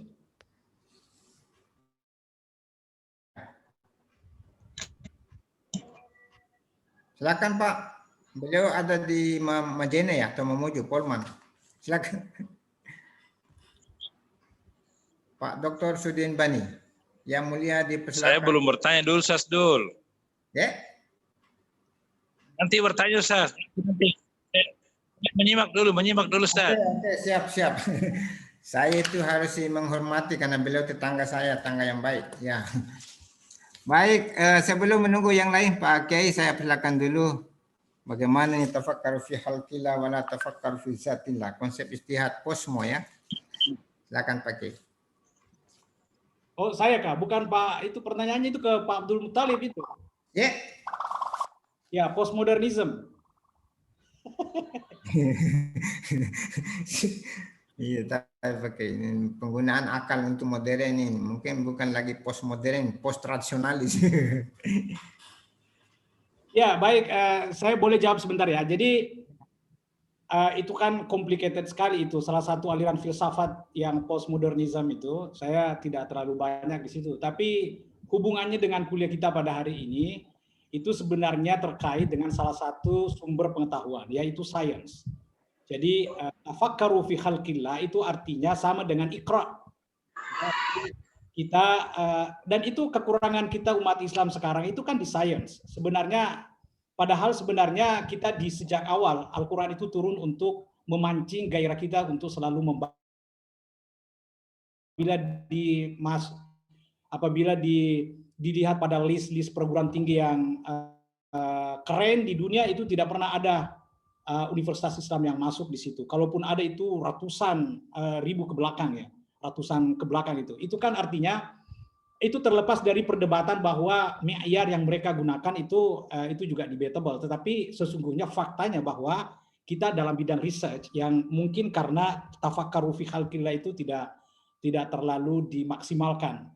Jadi kita memerlukan ilmu-ilmu eksakta di dalam proses ijtihad. Jadi ijtihad itu sebenarnya sangat berhutang budi kepada semua ilmu-ilmu yang terkait. Saya tadi sudah menjelaskan sosiologi kita butuhkan, antropologi kita butuhkan, psikologi kita butuhkan, sains kita butuhkan untuk mendetek apa sih sebenarnya yang terjadi pada realitas manusia itu. Bicara tentang manusia itu ada Ibnu Abbas yang pernah saya sampaikan, misalnya tiba-tiba serta-merta dia rubah ijtihadnya itu karena persoalan fikun nafsinya yang sedang menguat ya. Jadi ceritanya ada orang yang tiba-tiba masuk dalam pengajiannya dan bertanya apakah orang boleh diterima tobatnya setelah membunuh. Ibnu Abbas tidak langsung menjawab orang itu, tetapi dia menggunakan ilmu an-nafs, ilmu psikologi. Ibnu Abbas kemudian menjawabnya bahwa itu tidak akan diterima tobatnya orang membunuh, padahal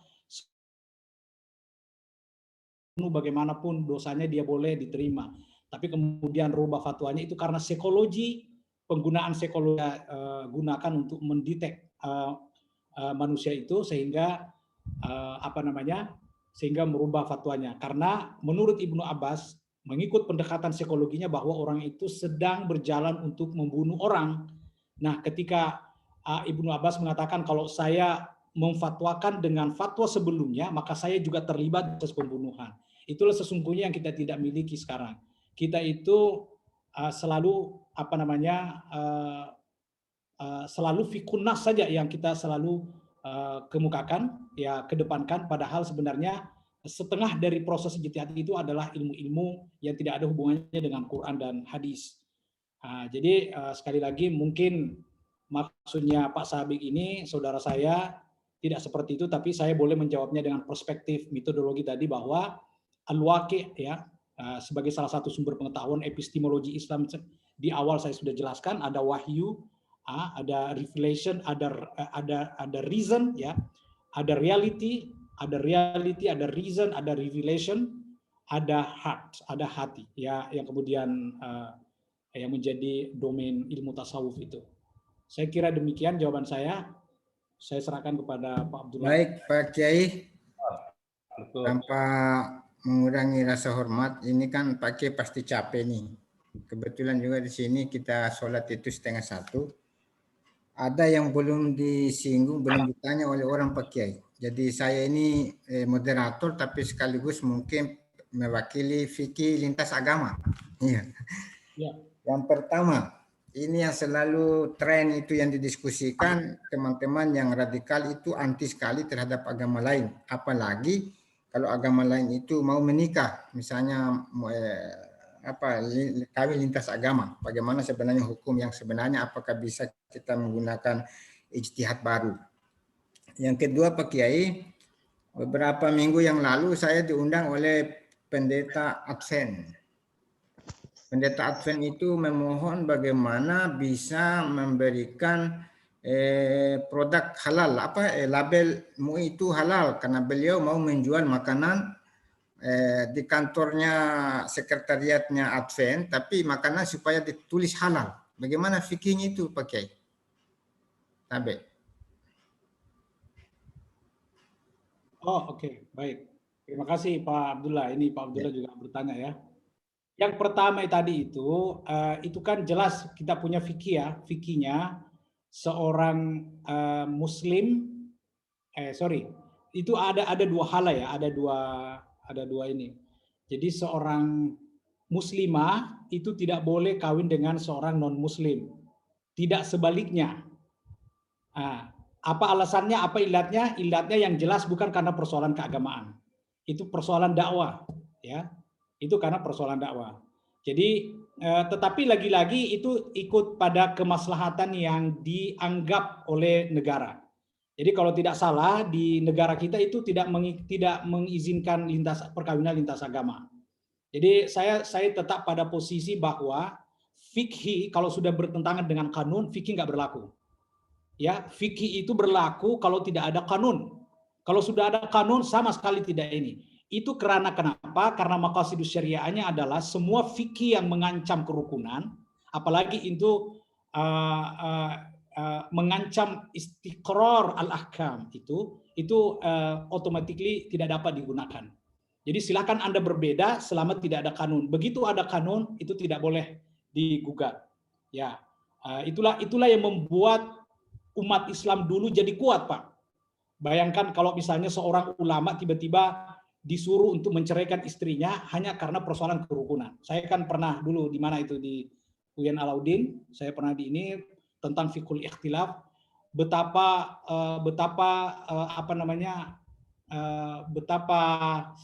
kasihannya kita melihat misalnya Huzaifah dan Huzaifah ibnu Yaman dengan Talha yang sedang kawin dengan non muslimah tiba-tiba disuruh ceraikan oleh Umar ibn Khattab.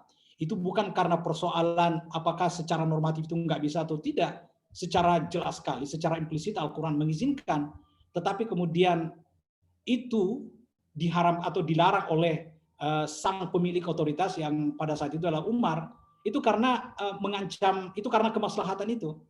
Jadi saya masih pada posisi itu, bahwa kita boleh meminta penjelasan terhadap pemerintah, boleh jadi misalnya kemudian hari undang-undang itu boleh menjadi direvisi, tetapi selama dia berlaku itu tidak boleh. Itu karena al-hakimu yarfa'ul khilaf, atau maksud saya itu karena kerukunan di dalam Islam itu sangat prinsip, ya. Berbeda itu hak, tetapi hak itu seperti yang kita ketahui bersama, hak itu selama tidak mengancam kepentingan orang lain, apalagi kepentingan negara, itu tidak boleh digunakan. Saya kira itu Pak, yang sempat saya ini. Siap. Yang halal itu ya itu tergantung otoritas.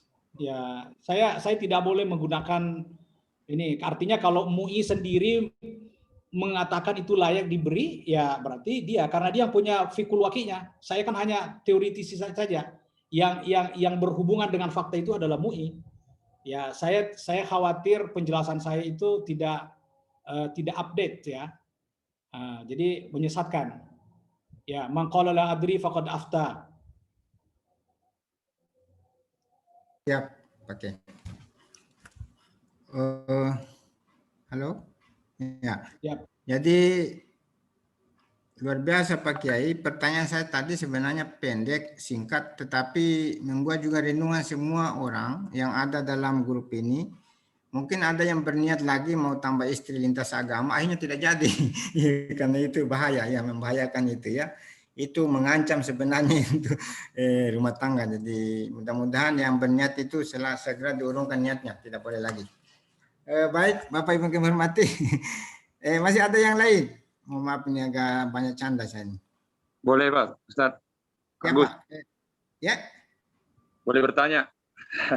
Boleh, siap. Yang penting ada wajah tampil. Muhammad. Wih, muda. Pakai muda ini Pak. Pakai. Assalamualaikum warahmatullahi wabarakatuh.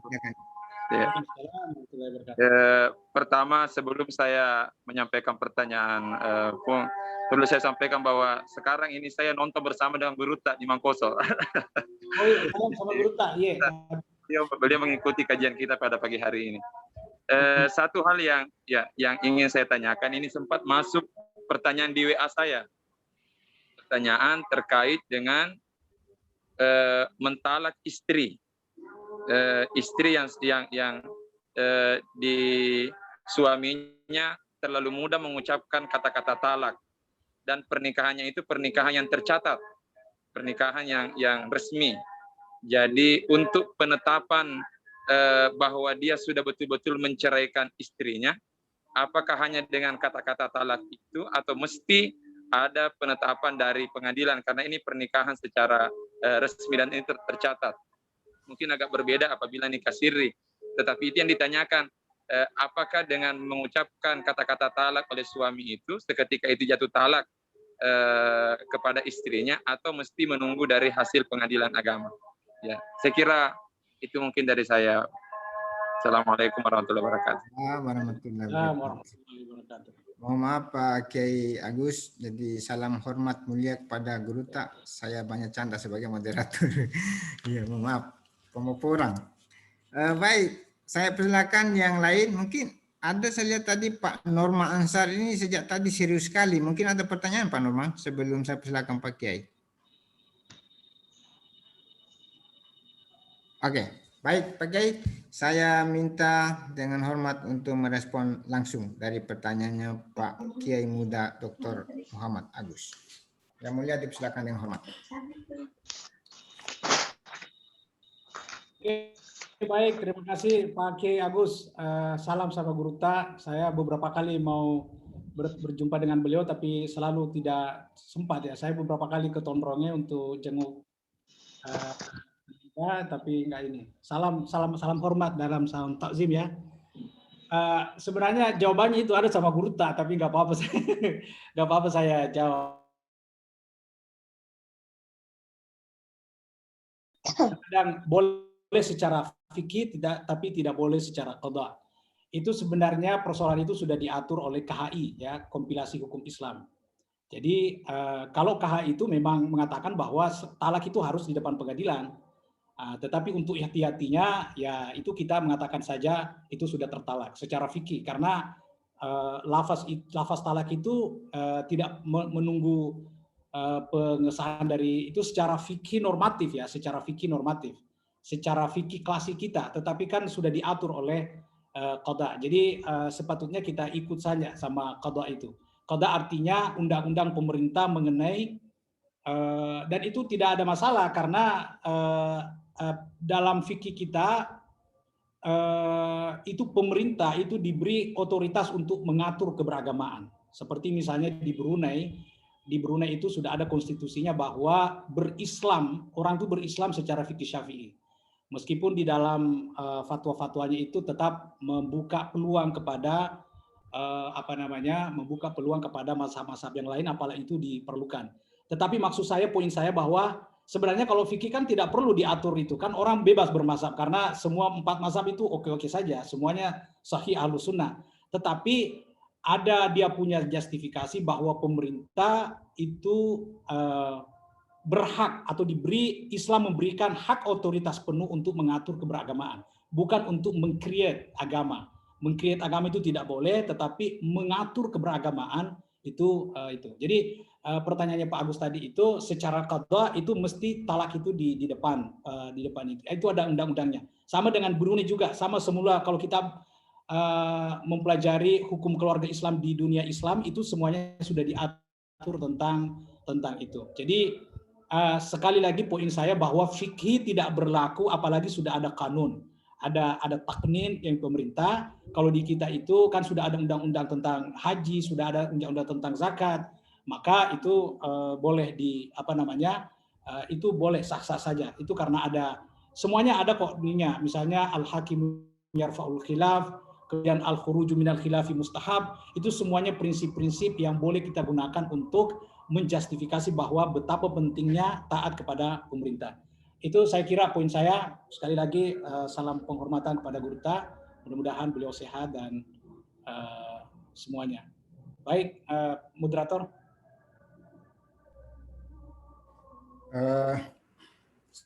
Saya kira mungkin cukup Pak Kiai karena sudah pukul 12 lewat. Bagaimana Pak Kiai? Terima kasih banyak. Mungkin saya sebagai moderator tidak berani untuk memberikan kesimpulan karena dalam prinsip saya bahwa orang selalu memberikan kesimpulan itu akan memberi peluang bahwa pintu ijtihad tertutup, ya kan, kesimpulan itu ya. Jadi tidak perlu ada kesimpulan supaya pintu ijtihad itu terbuka terus.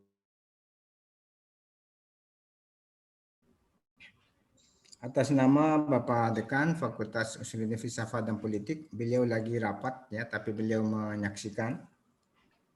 Sangat berterima kasih kepada Al-Mukarram Kiai Haji Dr. Abdul Rauf Amin, Muhammad Amin, MA, LCMA, dan kepada para partisipan yang tidak sempat kami sebut satu persatu, bahkan tidak sempat kami deteksi karena dibatasi oleh waktu, dan peserta yang sangat mulia Guru Ta Profesor Kiai Haji Dr. Farid Wajid DMA. Terima kasih atas partisipasi dan keberkahannya di dalam mengikuti webinar ini sehingga kami bersemangat. Terima kasih Guru. Kemudian mohon maaf mungkin ada kekurangannya ya, karena kekurangan itu kata Pak Kiai tadi ini adalah realitas. Jadi realitas yang ada pada moderator atau realitas yang ada pada acara ini. Baik Bapak yang kami hormati, semoga acara kita senantiasa selalu mendapat rahmat curahan Rahman Rahim dari Allah Subhanahu wa taala sejak mulai sampai selesai. Mungkin kita tutup dengan sama-sama membaca Ummul Kitab Suratul Fatihah ila hadratin Nabi Mustafa sallallahu alaihi wasallam. Al-Fatihah. Bismillahirrahmanirrahim. Alhamdulillahirabbil alamin arrahmanirrahim. Maliki yaumiddin. Nasta'in. Ihdinas siratal mustaqim. Siratal ladzina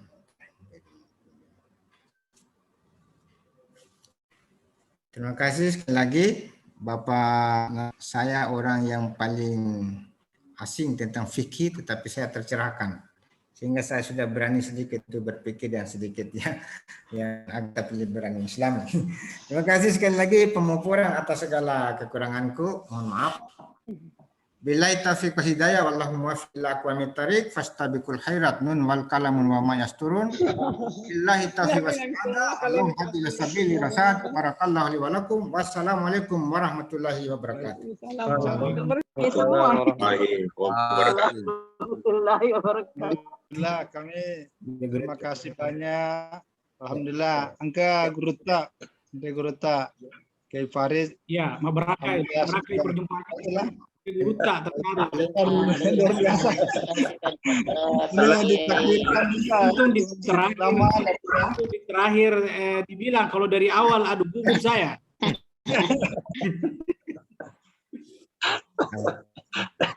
Selena Guruta untuk mana? Salamnya dari beliau untuk kita semua. Ya.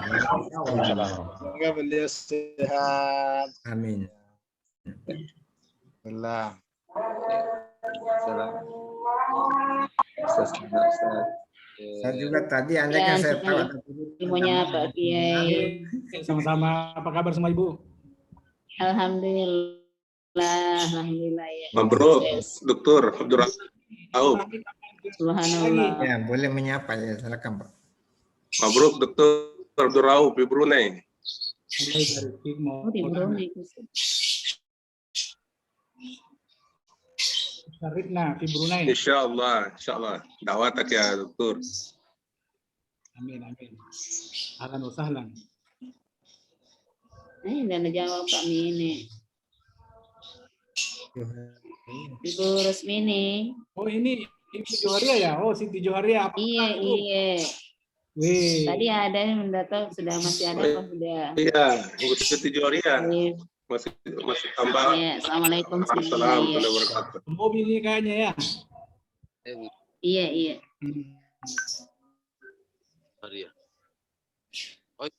Ada Dokter An, saya lihat itu mana gambarnya Dokter An.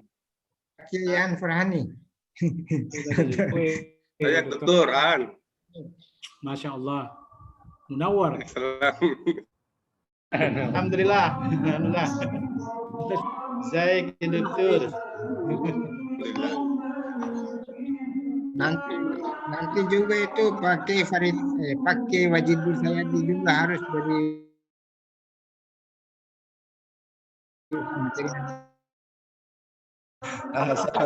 Rahim kan.